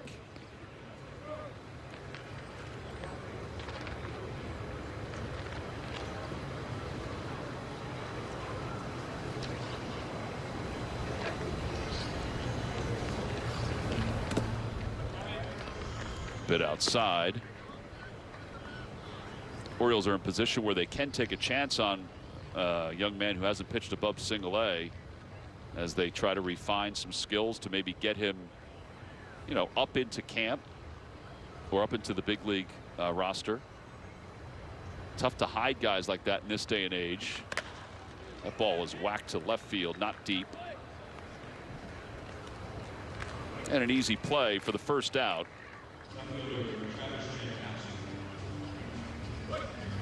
Stream every regular season game live or on demand with MLB.tv online or on your favorite supported devices, as well as select spring training games. Blackouts and other restrictions do apply. Visit MLB.tv for details. Here's Jankowski.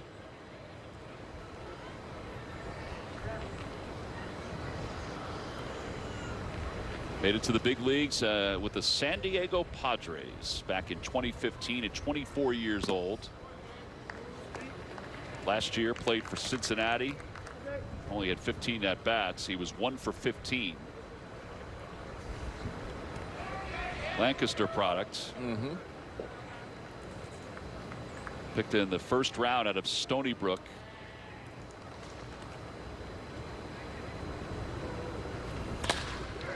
That one is hooked toward right field. Yeah, the catch is made. And back to first base is Ortiz. That ball just got in on him just a hair. Yeah, not a bad swing. No. He's a good player. You know, he's got a chance, you know, to be an extra man, whether it be in AAA or with the big club. He played 117 games with San Diego in 2018, 131 in 2016.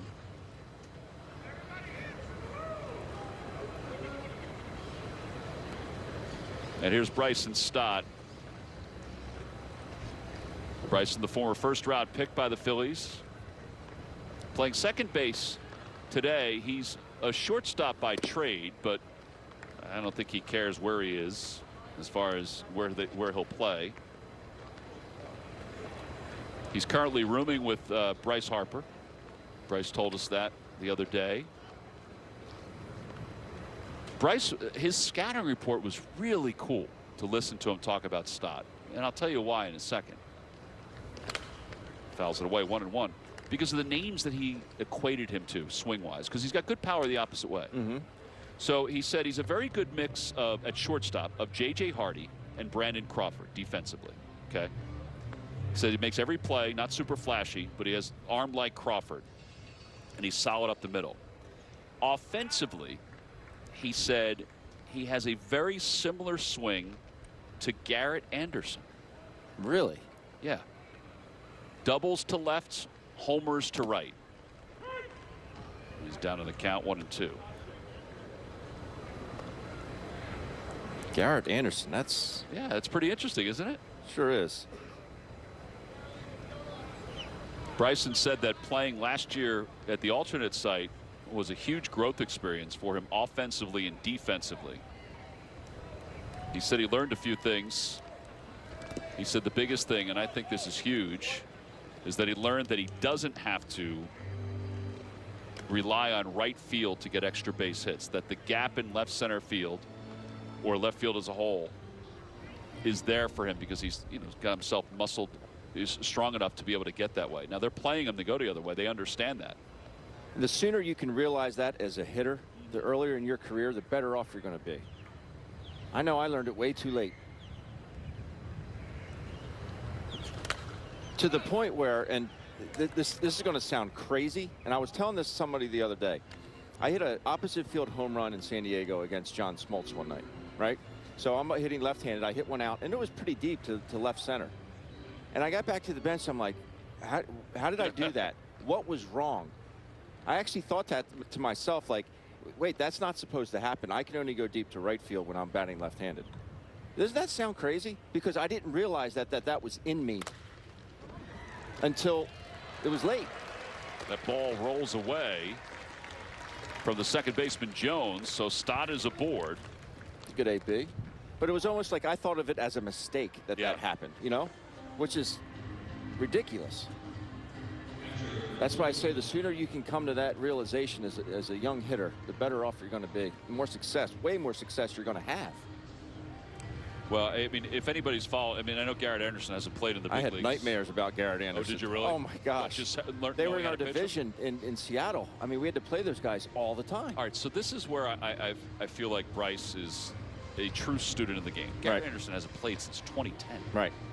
So, but lifetime 293 hitter with 287 home runs and 522 doubles. Yeah. And a free and easy swing. And I'm not saying that Stott will be that, but that's what Bryce likens him right. to. Garrett used like a 34 or 35 ounce bat as well, and just dropped the head on it. But we would try to game plan. Obviously, he was with the Angels and we're the Mariners, and we even played interleague against them when I was with San Diego. And it's like you try and game plan. They had Tim Salmon on their team, and Eckstein, and Garrett Anderson, Troy Gloss. Garrett Anderson was that one guy that just befuddled me. What do you want to do? I remember Renee Latchman going over the scouting reports. What do you want to do with him, big man? I said, Latch, I don't know. Just not give in. Because you try to pound him in, he'd turn. He'd throw him soft away. He'd hit that double to left center field gap. And he started to get in my head. And it was very frustrating. That's how good a hitter he was. Oh. Well, talking to Larry Boa about Bryson Stott, and this is more about shortstop than it is second base, which is where he's playing today, as Logan O'Hoppe has the count even, 1 ball and 1 strike. Breaking ball 2-1. Bo said that he looks good. He's got good hands. Plays very tall for a shortstop, which Boa likes. There's Bo with Charlie Manuel. And he also said, and what I've noticed in BP is that he drives the ball well to left center field.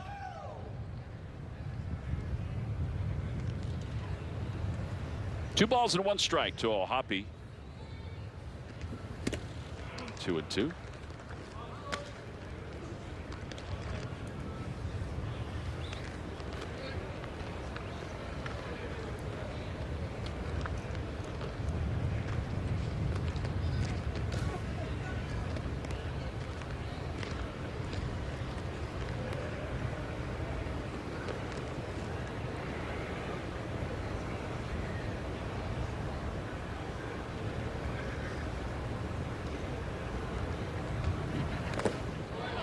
Three and 2.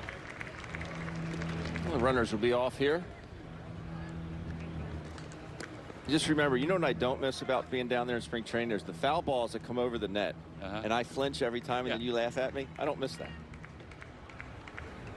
If I see a ball coming at me, I'm going to flinch. I would love it for right now for that shot to be up, and you still flinch. It's a possibility. That's our view normally from Clearwater. And ball 4. That'll put the bases loaded. 2 walks and a single in this inning. And with 2 outs and the bases loaded, Brad Miller will be the hitter.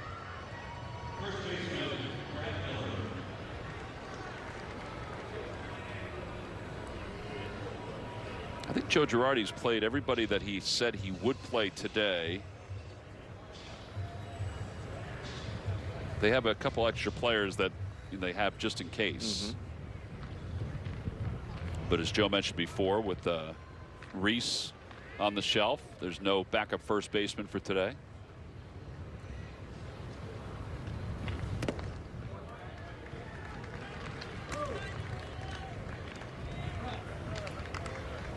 Miller has walked and he's grounded out and struck out his last time up.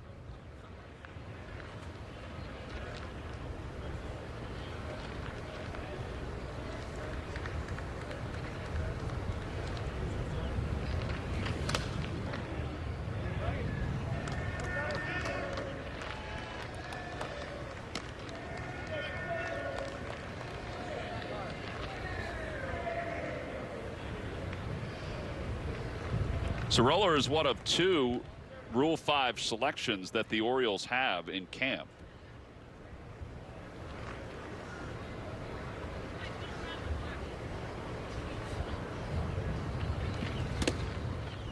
The other one is Tyler Wells, who we have not seen yet. He is scheduled to pitch. He's another right-hander, so we may see him in the 7th inning, because everybody else that was slated to pitch today for the Orioles has pitched. 1-2 to Miller. And a breaking ball and a call. Strike 3. That'll do it for the Phillies here in the 6th inning. They do leave them loaded. No runs a hit. 3 men left. We're on to the 7th.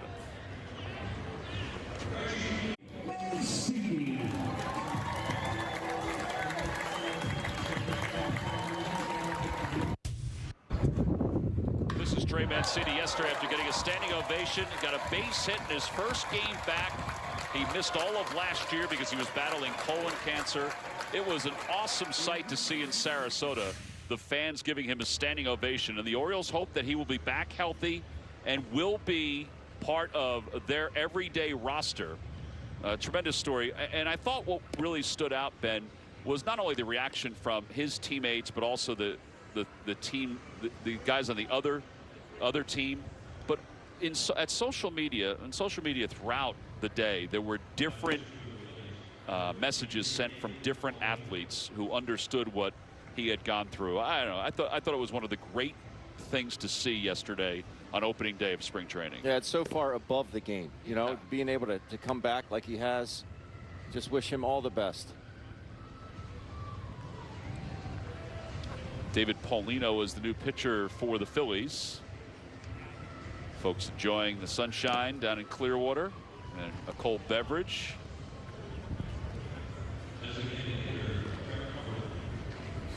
Our game summary through 6 today.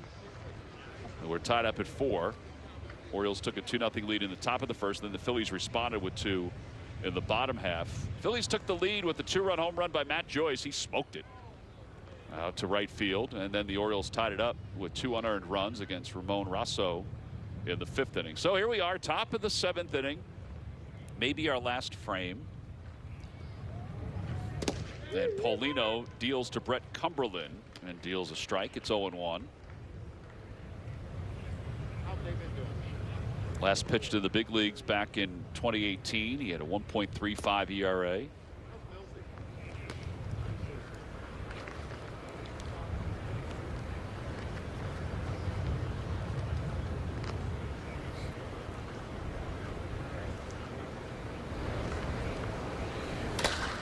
Popped up. That'll carry out towards center field. And 1 away. Nominate the great educator in your life for the Phillies All-Star Teacher Contest. That is going to be hard to pick this year. It's always hard, but it is going to be really hard to pick. 10 area teachers will be selected and recognized during the 2021 season. Submit your nomination for your All-Star Teacher by 5 p.m. on March 19th. Enter now at Phillies.com. You can put them all out there. Without a doubt. Talk about having to adjust on the fly. I mean, I live with one, and I see and hear how she adjusts. It's impressive. I see how her friends adjust.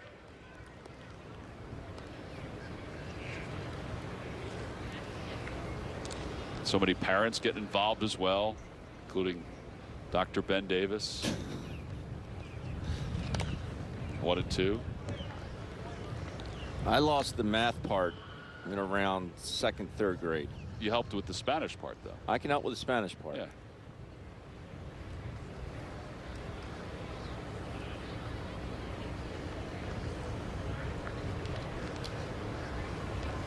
It was really great to see about Mancini. I mean, that's just, you know, it's, again, that's above the game, and that's, everything takes a back seat to what has gone through and will continue to battle.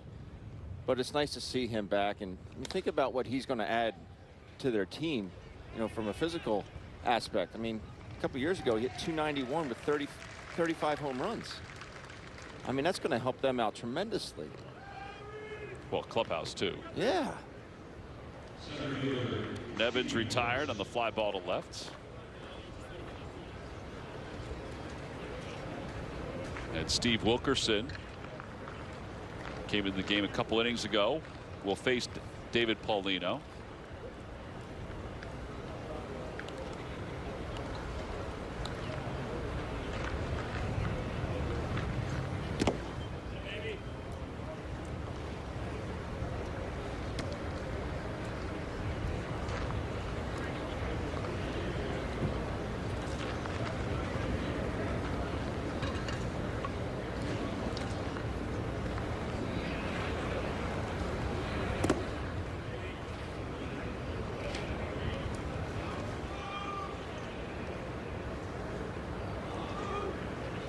Had a left ring finger fracture last year that cost him the entire season. He suffered it, I mean the 60-game season, suffered at the end of summer camp. This is a guy who played 117 games in 2019 for the Orioles and had 10 home runs and 35 runs batted in. Former 8th round selection by the Orioles out of Clemson. I think he's tired of the color orange. How about the white spikes? Clemson strong. Yep.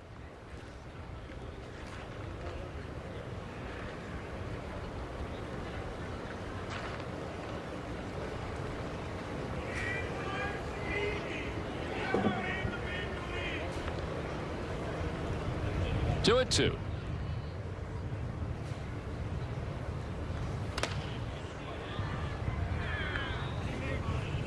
Paulino kind of missed a spot there, but Wilkerson so far on top of the plate tries to get that fastball inside on him.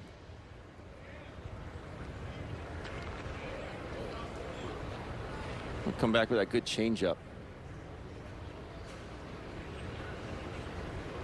Going back in there again.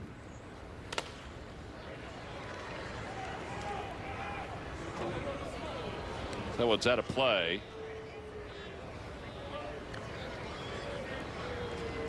Stream all of your games this season with the My Teams app. On and off the diamond. No one covers your Phils better than NBC Sports Philadelphia.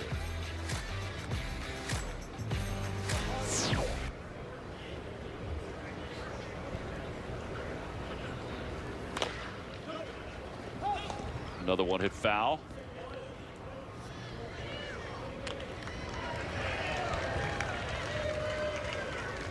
Players getting back into the swing of things, tossing some baseballs into the crowd. Right. Kutch won't have to toss it to the cardboard cutout anymore. I was just thinking the same thing.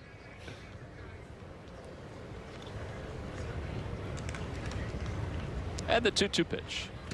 Good changeup. Swung on and missed. A 1-2-3 7th inning for Paulino. The Orioles go down in order. Heading to the bottom of the 7th inning. Probably the last chance for the Phillies offense to break this tie.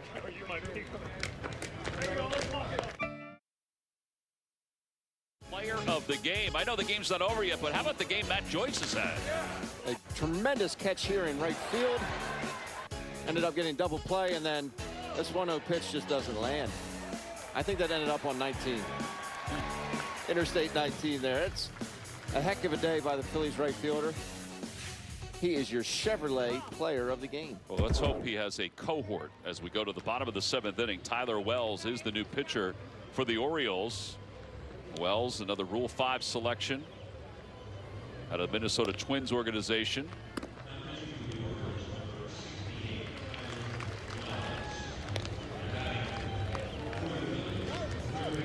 Orioles have a new first baseman, and that's Taylor Davis.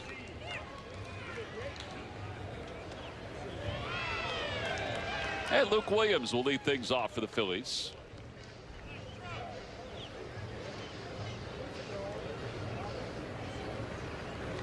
Again, we're scheduled to, according to Joe Girardi, play the bottom of the 7th, and that's it. Williams got a chance to play in the Australian Winter League, which I think a lot of guys embrace the chance to play winter baseball because they didn't have a season last year. Hit .292. He had 21 hits. The 0-1 pitch coming to him. Outside, 1 ball, 1 strike. You ever been down there in Australia? Australia, I have not. No. Kevin Jordan says it's awesome. Yeah.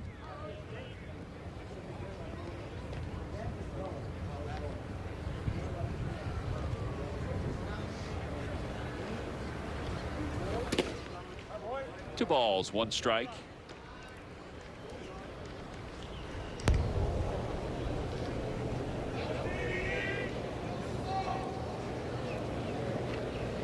Williams, 24 years old. The Phillies selected him in the 3rd round in 2015.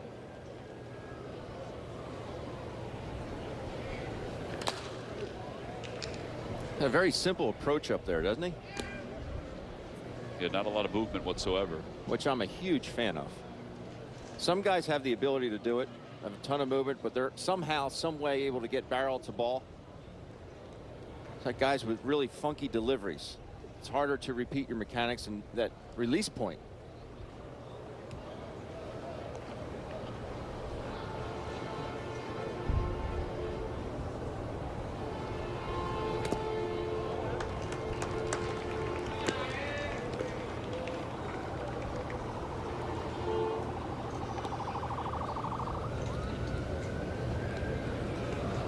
Leadoff base runner here would be good, though.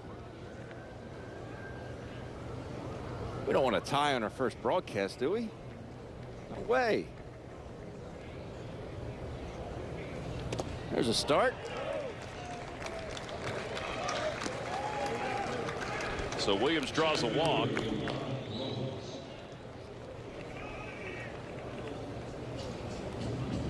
And Johan Rojas will be the hitter. He went in to play center field.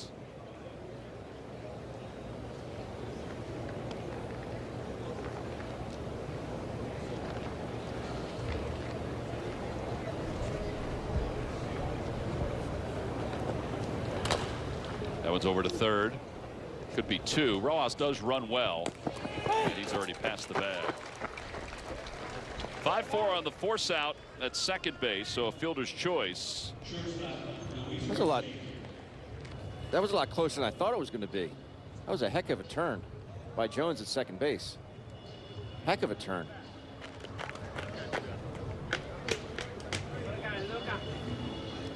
Reminder, our next broadcast will be Thursday. Yankees will be in Clearwater. NBC Sports Philadelphia Plus. Looking forward to that. And now here's Luis Garcia. And he takes a strike. It's 0-1. Garcia is one of the exciting young prospects in the Phillies farm system.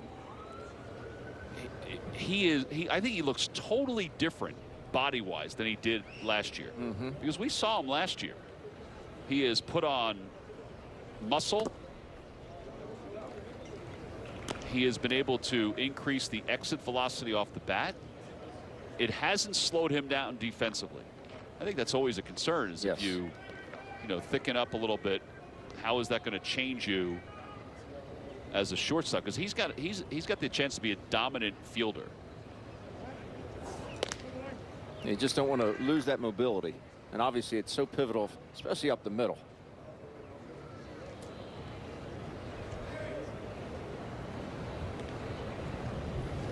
Rojas takes his lead off first.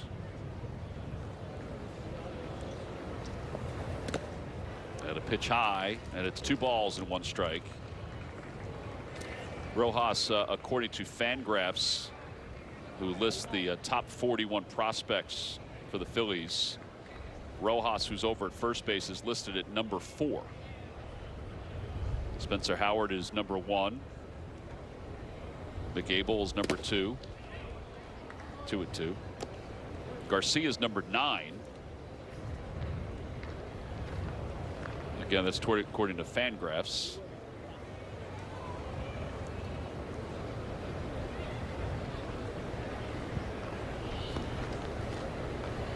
Two balls, 2 strikes. Big lead for Rojas. He froze a little bit as that throw went over. I like it.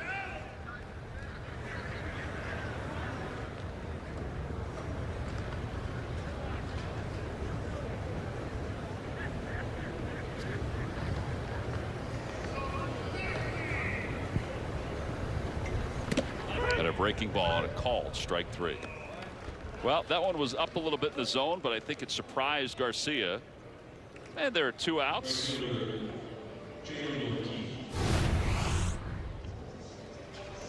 Seen a few hangers today taken for called 3rd strikes. That's definitely one you want to pull the trigger on. They go a long way.